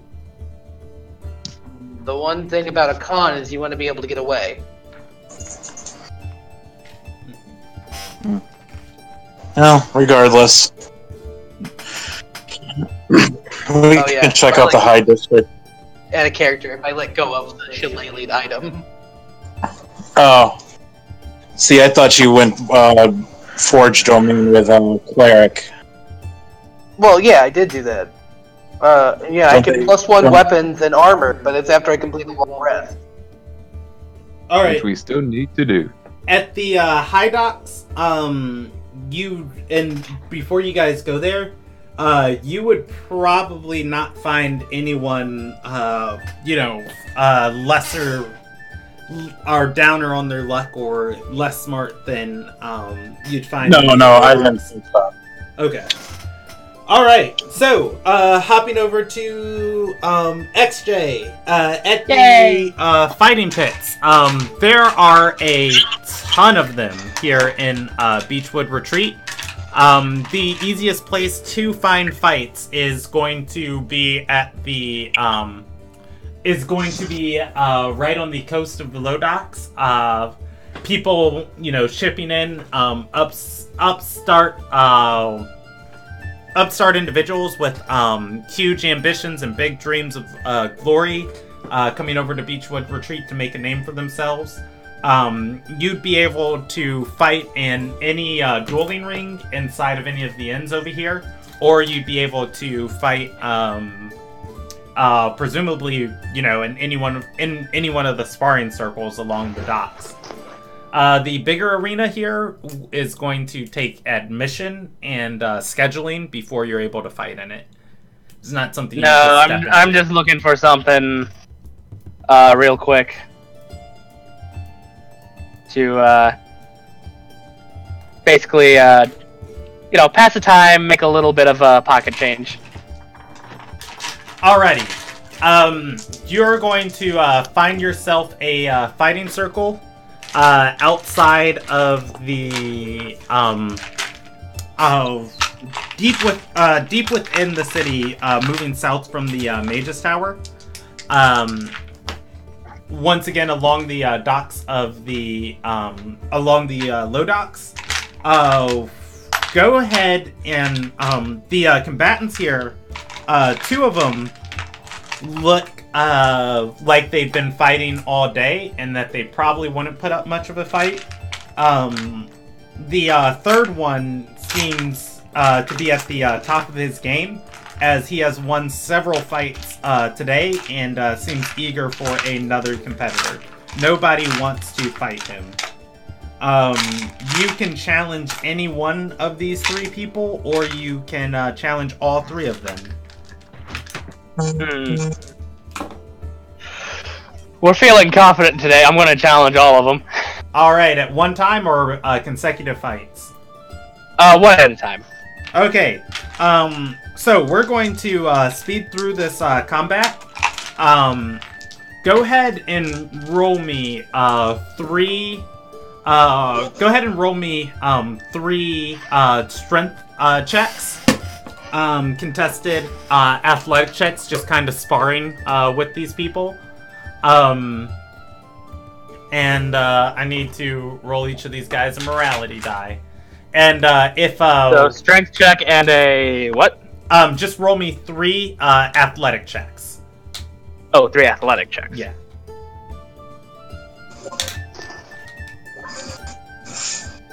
Ooh, that last one. All right. So, The first person, this is a betting area. So before I tell you the results of these checks, how much money would XJ bet on each of these fights? 10 gold each. Okay. For a total of 30. The first one, the person does look exhausted from fighting all day, but they have, in terms of wrestling and dueling, they are tactically proficient, and they're just barely going to beat you on that fight. You do lose your 10 gold. The second fight, this guy is just not having a good day. You just plow over him, and you make 20 gold on the fight. The final fight, it is not even a competition. This guy doesn't do anything underhanded, but whereas the other two spar in kind of like a respectable manner, grappling and, punching at your chest, arm, shoulder, leg, this guy, goes for all the dirty tricks, kneeing and punching you in places that definitely would be inappropriate for any human, but it doesn't affect XJ. But this guy, combined with his tactical skill and his just, loose morals, he does stomp over you and you lose another 10 gold. Alright. After the third fight, Nyoka would be I'm assuming, tracking rumors at this point of, hey, I'm looking for a fighting metal man. And it's like, oh yeah, that way. I, saw him kick some dude's butt in one match and saw him go head-to-head with another. Nyoka would come in on the final match.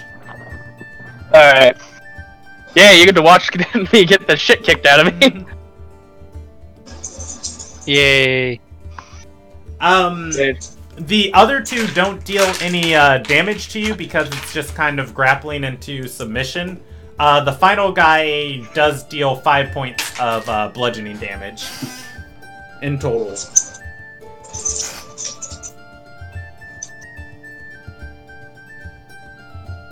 Alright. You might want to check Discord real quick. Okay. How much damage did you say? 5. 5? Why is my Discord loading so slow? Oh, yeah, I was, responding to him when he, text message.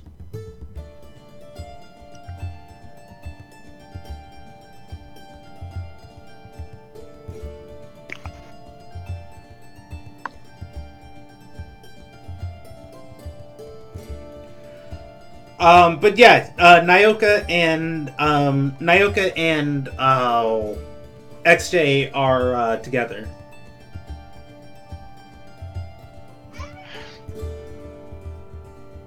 So I watched him lose. Yes. So I'm gonna go up to him, and he's done, right? You finished? Yes. Yeah, that was the last one. I'm going to go up to you and go, Spirit Rock, we got work to do. Kind of picking myself up off the ground. It's like, those are my tricks.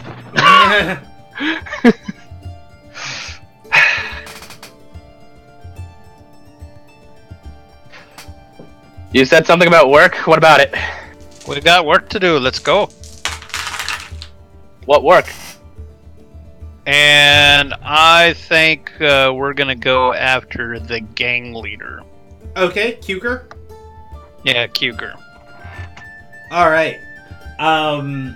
Yeah, if you want to explain it to XJ, you can. Or you can roll an investigation check, asking around about her.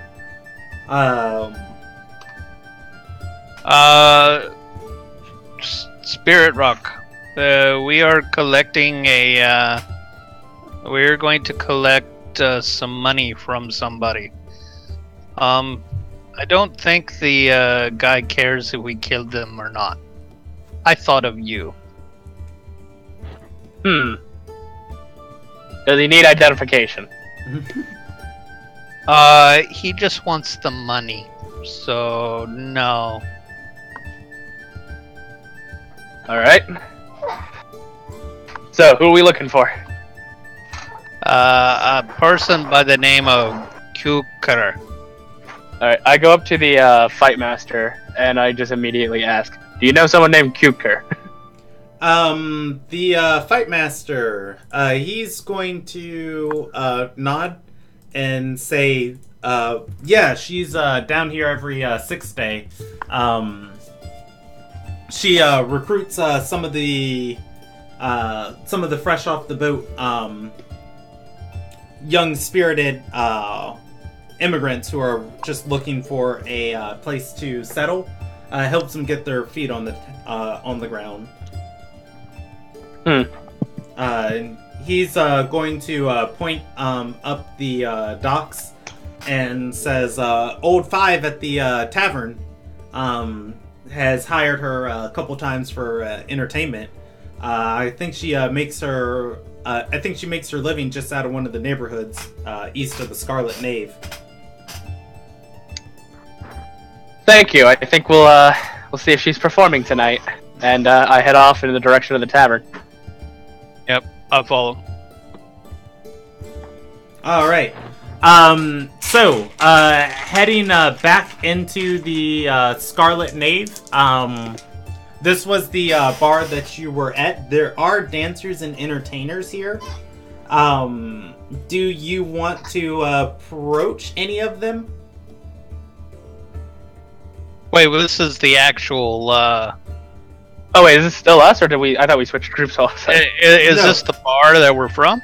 Yeah, this is the bar. That's how Kuker accrued her debt. He started hiring her, and then she just started taking advantage of his good favor. Seems to be a common story. Yeah. But yeah, he said she makes her living at a neighborhood just east of the Scarlet Nave. The Nave is where you guys got the quest from her from. Yeah, we're gonna go east to this. Okay. Because she's not gonna be there, otherwise he would have pointed her out. Yeah. Alrighty. That's exactly what I was gonna say. So, heading eastward then, and just searching these neighborhoods down. The low docks are stacked on top of them, are stacked on top of themselves, and even above this, in some areas of this town, there are walkways that just, completely shade this entire area from sunlight. You guys, in just one of these just cliffside neighborhoods, just built up on itself, completely shadowed. You guys are going to see just lots of people kind of roaming and meandering about. People on balconies of buildings built into this coastal cliff that are, good 20 feet, 30 feet off the ground. Sitting on these wooden balconies, presumably playing games or entertaining themselves some way. But yeah, you guys can start here with your investigation. Alright. What's XJ's passive perception? I know you told me you had the alert feat. My passive perception Is going to be your... alert actually doesn't do anything for perception. it does. It 10. gives you +5 to your passive perception too. So, just 15 then. Your passive, not your active though. All right, so 15, and Nyoka's at a 14, I believe. I don't remember. I don't remember. Yeah, I'm pulling it up right now. Let's see, 13. 14. Oh, 14. Okay. Yeah. Alrighty. So, yeah, from what you guys can tell, just stepping into this area, you don't see Kuker. Alright, I'm actually going to pull out a deck of cards, and I'm going to start shuffling. See if I can get anyone's attention. Oh, okay. Roll me a performance check with those cards. I'm actually quite good at it. Okay. I swear I am. If you are proficient with playing cards, you can add your proficiency bonus to that too. Oh, did it not automatically add proficiency? Let me double check for you. Let's see. War unit. Let's see. Performance. Oh, yeah, you're proficient with performance check, so it did add the proficiency anyways. So you're good. Yeah, Okay. Only 11. I mean, a couple people are gambling's a easy way to make money here. So a couple people are going to come and just flock around you. You get about 4 people willing to play a card game. There are a set of crates that you guys can destack and just kind of sit on and go about the game on. Alright. I think I'm going to go 1 or 2 rounds just playing normal, and then I'm going to start asking questions. Okay, what's the first question you ask? The first question I ask is, what's the street rep of... I've already forgotten her name. Cuker. Cuker, thank you. Okay, God, you're just getting so, you're getting so weirdly average lucky. So, you win the first hand of, the card games, and you win, 2d6 of gold, which rolls to 4. You lose the second round of card games, and you lose 1d6 of gold, which rolls to 5. They down by 1. Yeah, they are going to answer. 2 of the 4 people are actually members of Cuker's gang, and he's gonna say she ain't that bad of a lot. Has us rough up a couple people for her every now and then. Helps the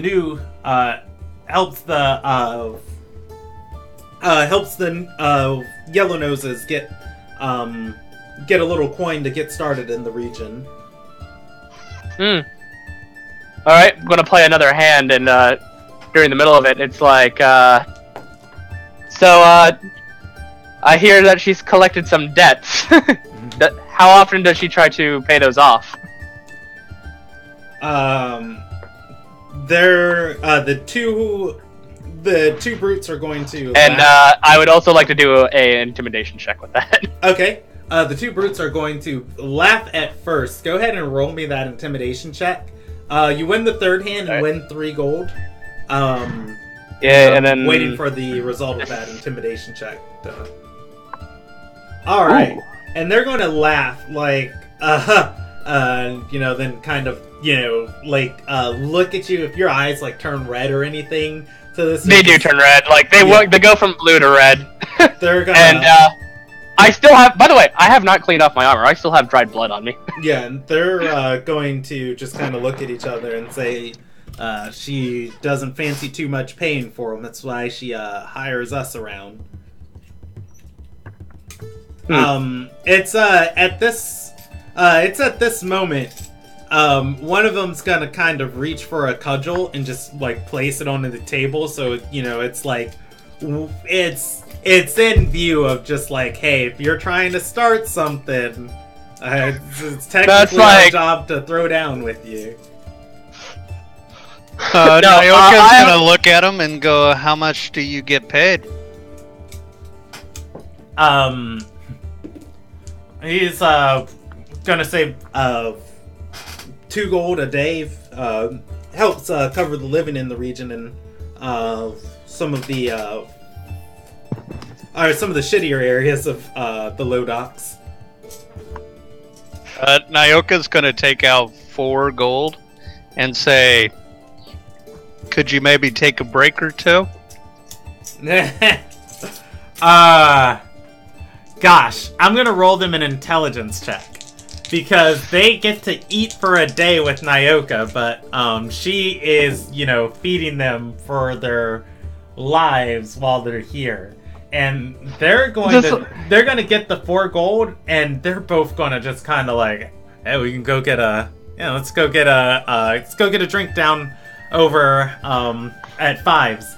And so they both accept the 4 gold, and they're going to just nod and say, if you speak to her, you and I never talked. And they're going to walk off. Smoothly? There are 2 people left at your table. Any, changes of gold is going to be done on a D4.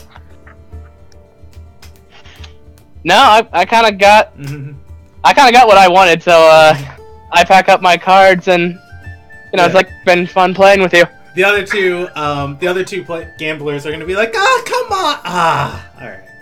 And they're gonna get up and go back about their business. Yeah, you can presume that you are somewhere. Well, I mean, you guys knew you're in her neighborhood. What do you want to do? Did we ever get a description of her? That should have been...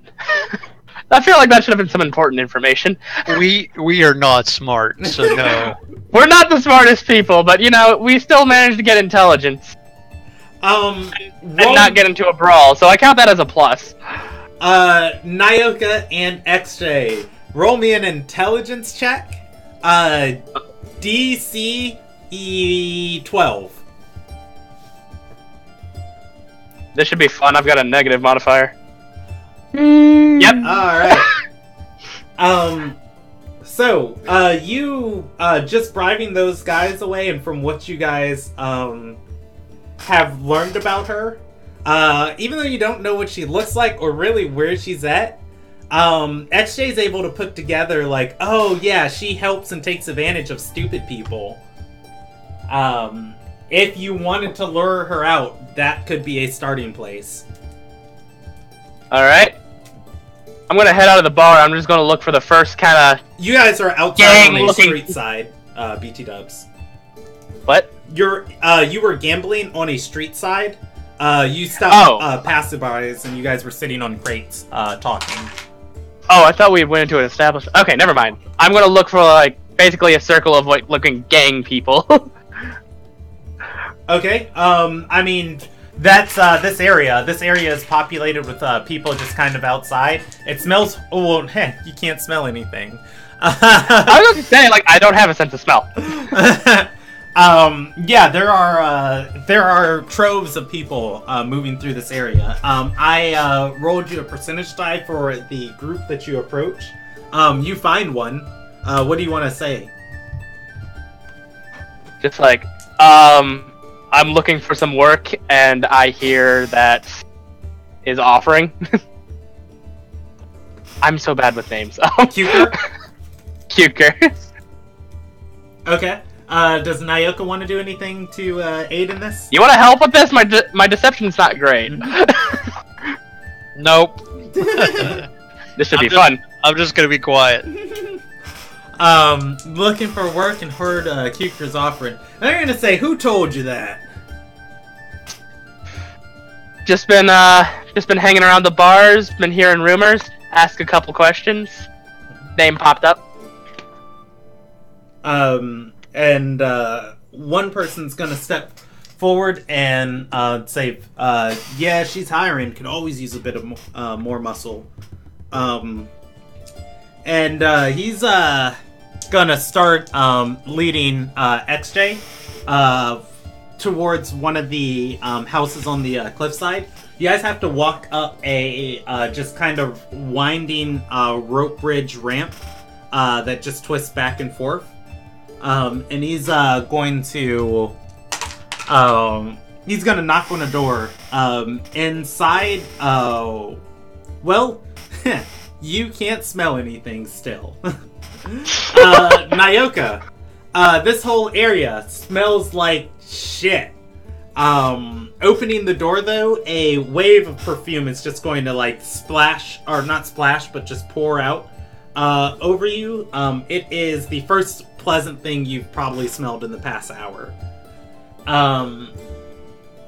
That said, inside there are about 3 people in this room. 2 women, both with black hair, and another man who looks to be pale in complexion.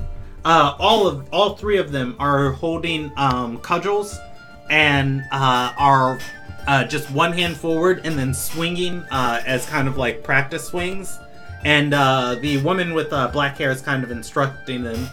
She's going to look back over at the door opening and say, Kimgol, why'd you disturb us? Shouldn't you be out right now watching for people to pickpocket? He's gonna say, new recruits. She's gonna look back at Nyoka and XJ and say, oh, okay, what skills do you have? I'm going to. Are there training dummies around? No, there are sacks on the side of the wall, presumably that they've been hitting, but they're not hitting them now. I'm going to walk over to one, drawing my greatsword, and I'm going to attempt to cut it in half. Alright. Go ahead and roll me an attack roll against that sack, just basically looking to not nat 1. It's an inanimate object. That is a 20. Yeah. Not natural, but that's a 20. Yeah, and you can just skewer the mess out of that sack. And she's, going to just, like, kind of clap. Inside was a flower. And she's going to say, well, I will have to charge you for the, waste of the flower, but otherwise impressive.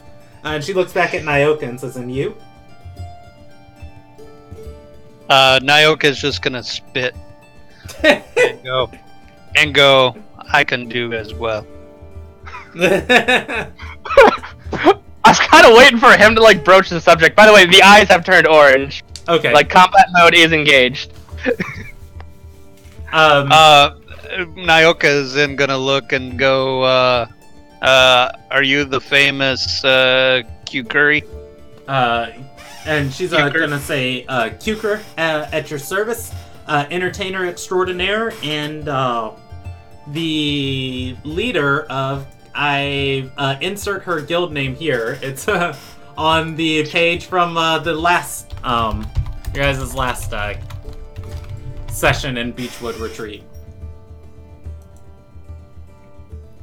The Frozen Ore. How many people are in the room? Altogether 6. There is you, XJ, her, the 2 people she's training, and then Kengol, the guy who led you up here. From what I've seen, like, the 2 people aren't super well trained. We could definitely take those 2 with ease. Yeah, what with that roll of an awesomeness, what do I feel like my chances of killing all of them? Nyoka, like, just sitting up here inspecting them, can definitely take on all 3, probably without XJ's help, Nyoka could take on all 3 of these people. Excellent. Yeah, go ahead.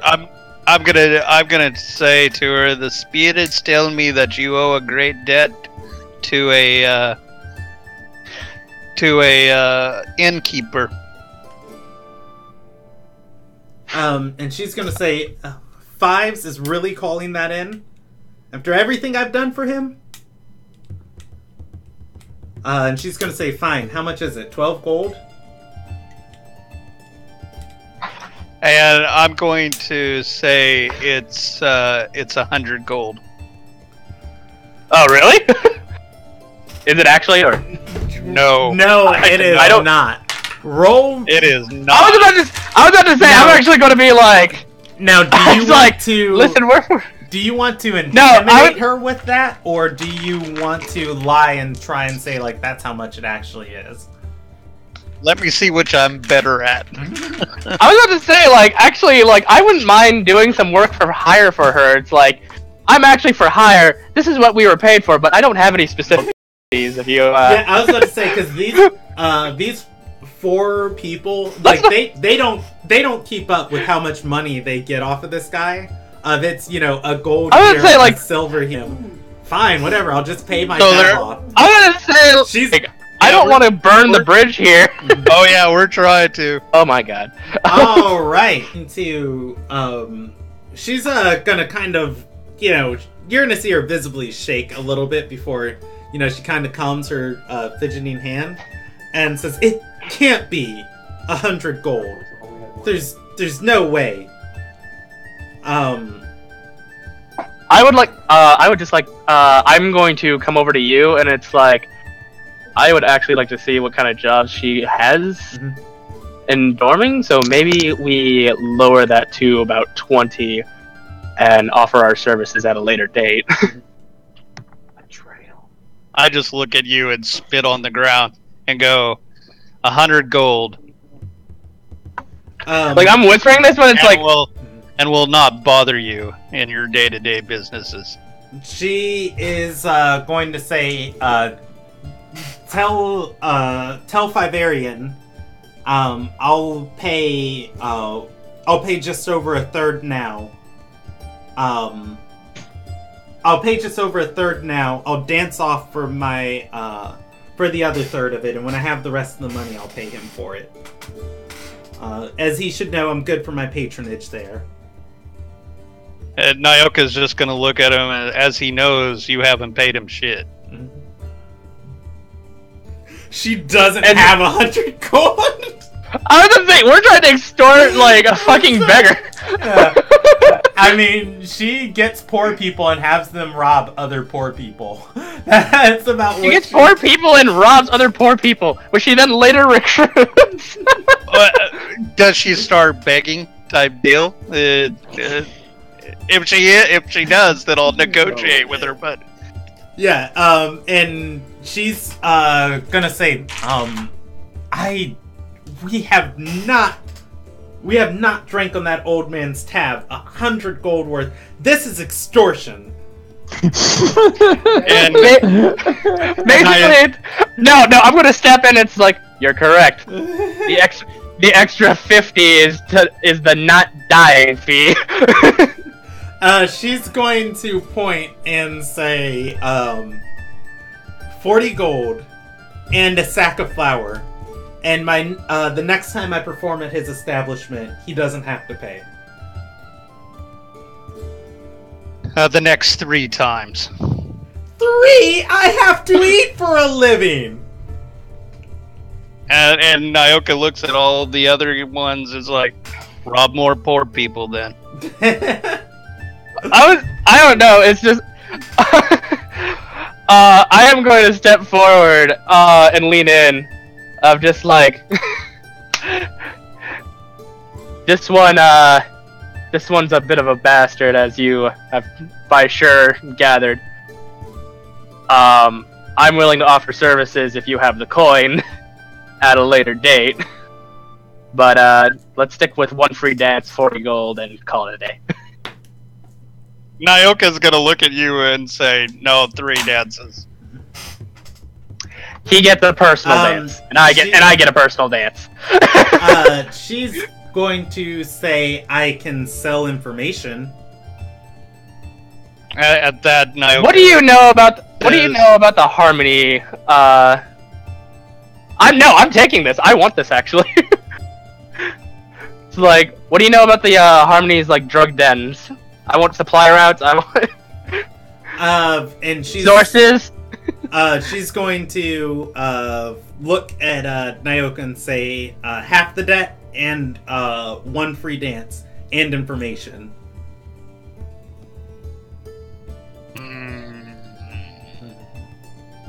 Like, I want that. Actually, I want that information. And Nyoka's gonna say 40 gold, which is half the debt. 1 free dance. And the information. All right. And I'm gonna roll her a morality die real quick. Give me 1 second. Should I be rolling an intimidation for this as well? Or? No, you don't have to. And she's going to tack onto that, like, after you say it, and it's like, and I want your friend to replace my sack of flour he skewered. I am standing over her, alright? I'm just gonna be, like, tapping the sword is like... I mean, we can always tack on the... Like, never mind. Like, we can always tack back on the not dying fee. But she's going to say the everything they smoke and eat and chew in the high house is imported through the high docks, but it comes through a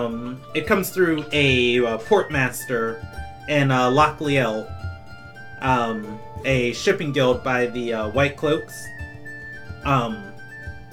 Oh, by the White Cloaks. Yeah, and she's gonna say, but that's not the that's information you could garner if you just asked about.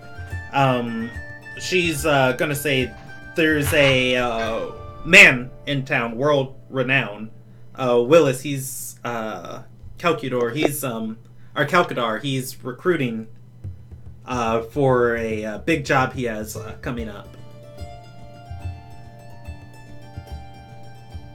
And she's gonna say, "I know where to find him for the meeting." So a man named Willis is recruiting for a big job. Where's this meeting taking place? She points eastward and says on a temple, abandoned temple to the Wills, on the river.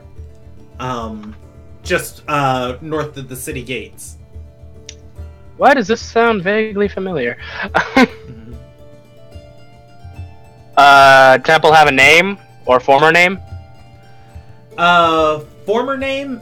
It is. She's gonna say, well, it's the only temple devoted to the spoken wills on that side of town, long out of commission. Nyoka is going to... Has she paid him, by the way? No, after she gives up the information, she's going to walk into another room and come out with a pouch of jingling coins and gesture towards Nyoka, tilting it, not handing him the pouch, but like gesturing to pour the coins in his hand. Okay. I let her. She pours 40 coins into your hand. They are sea coins. They're what coin? Sea coins. It's a Lilnagian currency. They're good across the world. They just look different. I would say, like, I would recognize these because, like, I've been on battlefields before. Yeah. They make their way into other markets occasionally. All right. I'm going to pocket these in my own pouch for now. It's in my hands, dude. So it's no. She said, "I'm the one in front of her." No, she poured it in Nyoka's hands. Oh. Yeah. Okay. Never mind. Nyoka is actually going to take 5 of those coins back, and he's going to hand it to her, and he's going to tell her to set up. I want you to set up a meeting with Willis for tomorrow. She shakes her head and says his meeting is tomorrow night in the temple. I say we can just walk there ourselves. And Nyoka says set it up with him. We'll be there. We are going on a mission tomorrow morning. She doesn't know that. Well, like, I don't think we need her to set it up. I think we can just walk in. Or at the very least show up. So maybe I misunderstood. Is he having a meeting, or is he... Yeah, he's... Well, it's a recruiting meeting, though. Yeah, he is putting together a. Oh, crew, then he wouldn't have done that. Yeah. Alrighty. So. Alright, I'm sorry. I thought he wasn't, and I needed a meeting to actually. I mean, you can show up at his recruitment meeting and join his crew. I mean, that's what I was saying. yeah, how much does Morgan pay you? You know. Right. Well, whatever. Alright, before I walk out, I do look at one of the recruits, kind of stare him down, and just go, "Your stance is too narrow. Widen your feet," and walk out. He's gonna do so, swinging his cudgel a little bit better. But before Nyoka leaves, he's gonna turn back and say, "Don't make me come back." She's. I think the next time I see her again, I'm gonna go without. Yeah, she's gonna nod, and then scowling towards Kengao, the man who brought you up here, and just nod. She never wanted you there in the first place. But yeah, you collected one debt. For fives. Also, you learned the barkeep's name. His name is Fiverian. People call him on this side of town Fives or Keeps.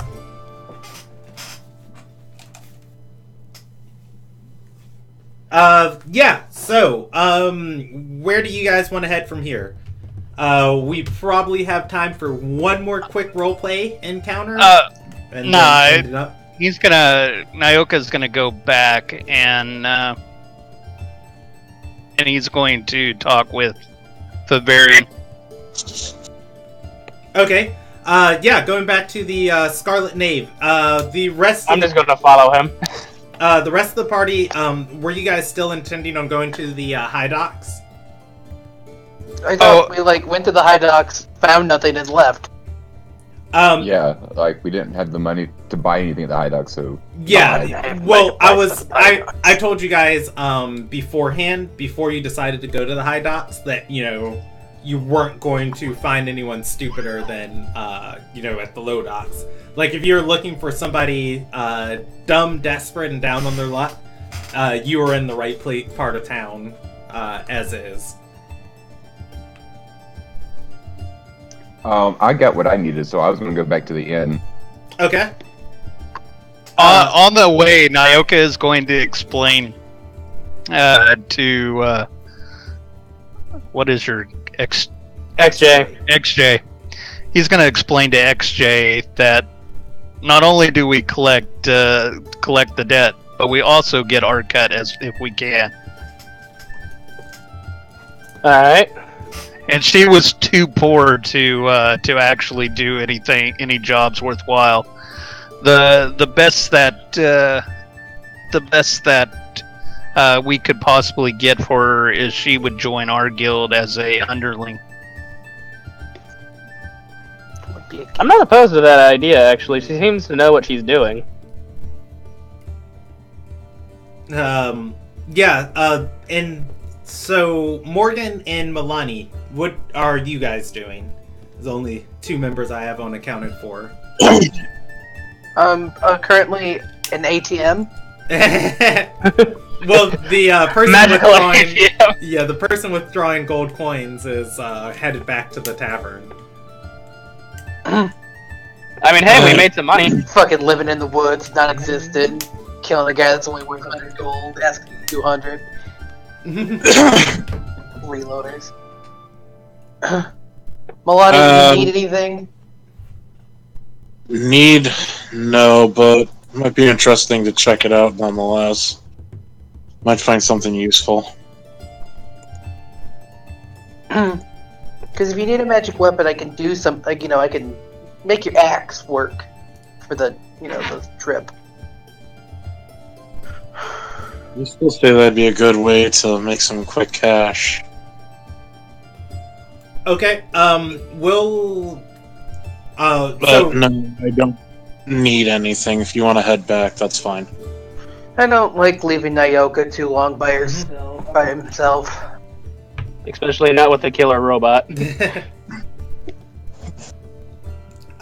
So does Morgan head back and Milani keeps going to the high docks, or you guys both head back to the tavern?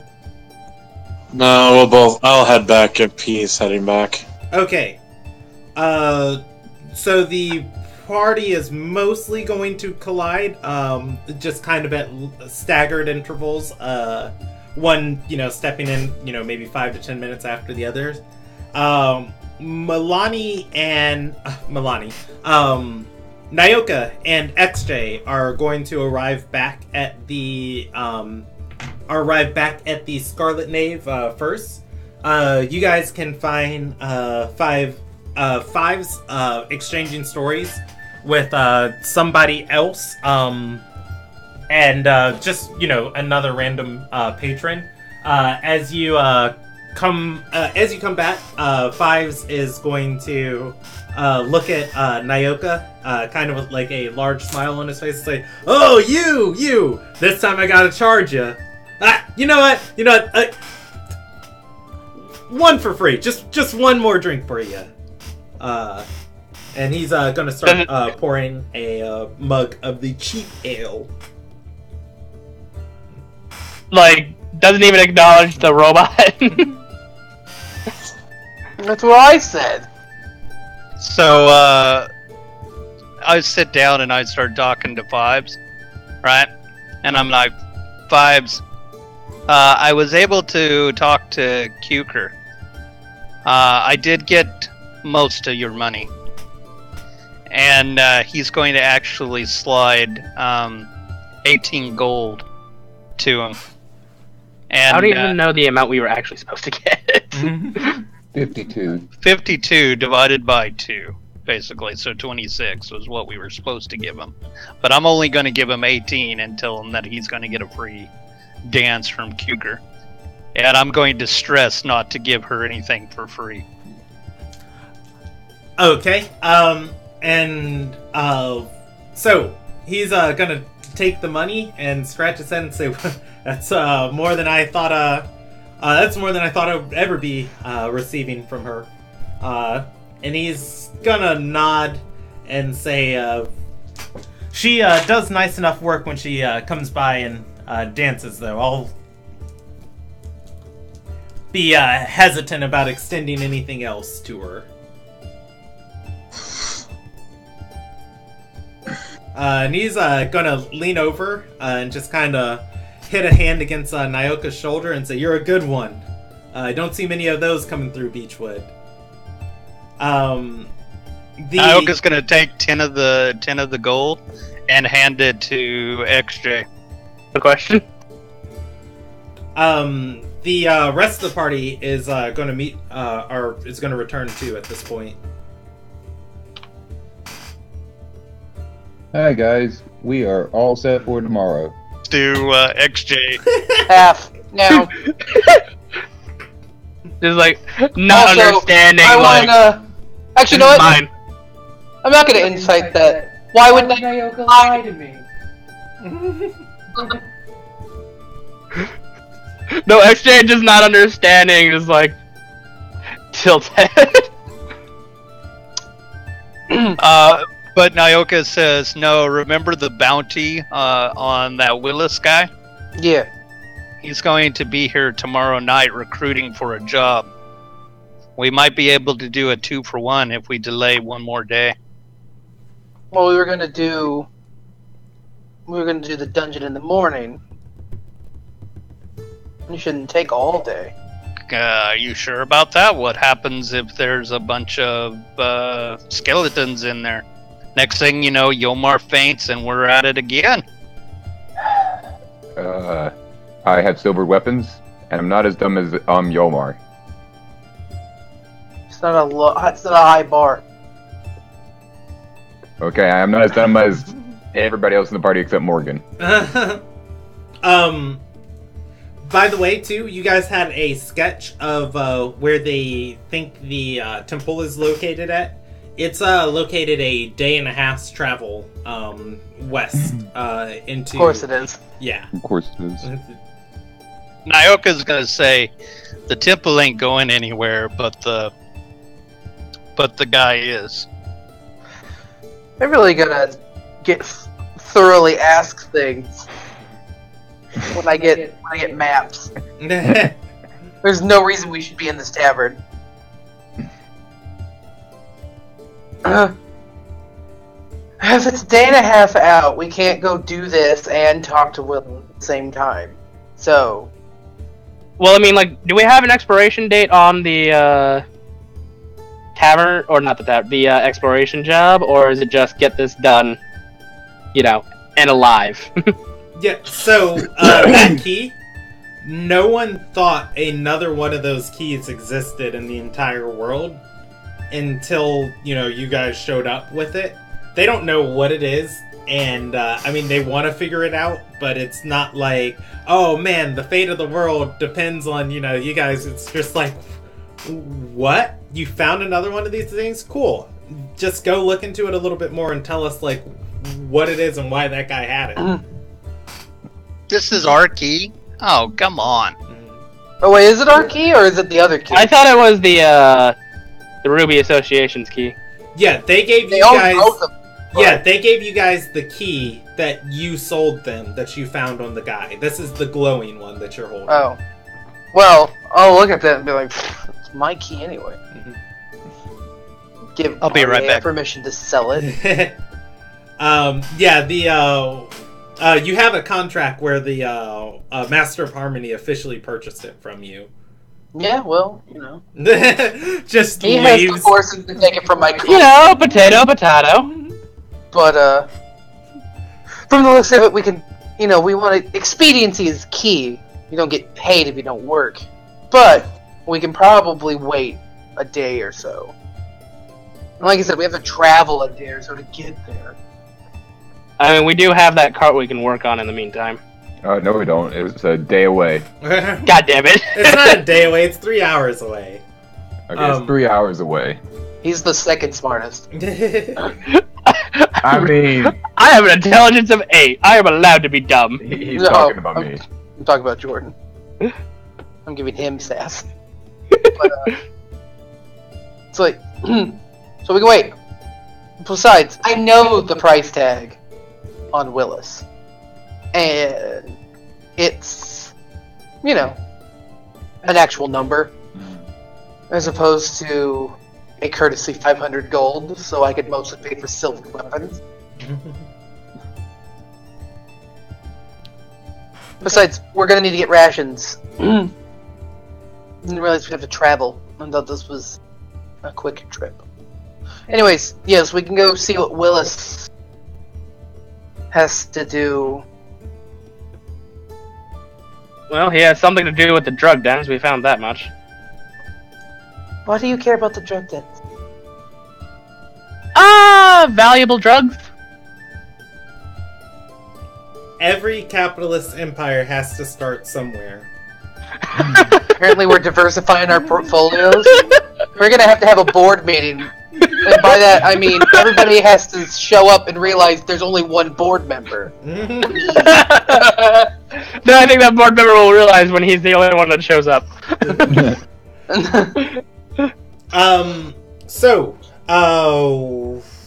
Shelby's AFK, is that where you, No, I'm back. I'm back now.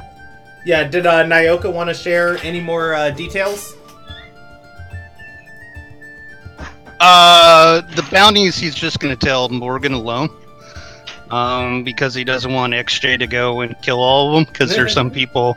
Actually, that last one I felt like I held back quite well. Yeah, XJ did wonderful there. Yeah, which is quite weird considering that was the one you could kill. Yeah, she was. I felt bad. They were poor. It was just like, it wasn't really worth it. It was clear that I could easily just cut her in half. There's no fun in it. For Morgan, do you want me to copy and paste the bounties again? I mean, I got it. I'll there's only two ones that matter. we're going to meet one of them tomorrow, and who knows where Elmira is. On a boat that Roman is not on. Someday. Alrighty. So is everybody comfortable with ending there for the night? Yes. Sounds good. And we'll pick up with it is the late evening of the 18th. And we'll pick up on the start of the 19th of Priestess next session. Experience. So,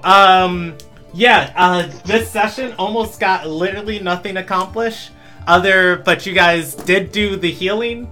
And you healed a bunch of people, which was great. You taught people how to dispose of bodies. Like, you guys are going to get back to your guild house, and they're going to be like a pile of corpses in front of it. It's just like, basically, by disposing of bodies, they're just dumping them at our front door. Like, they said they'll take care of it. Just, bring it here. I'm not sure that's disposing. It's more just different dumping ground. Let me look real quick at your threshold. I'm going to give you guys 1,000 experience for tonight's session. Yay! And Inspiration.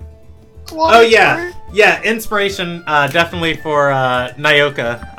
And the bounties and cheating are setting XJ up to lose the money from Morgan. Just like Oh, I taught Nyoka so well. Everybody else, thank you for watching. We will pick back up there next session.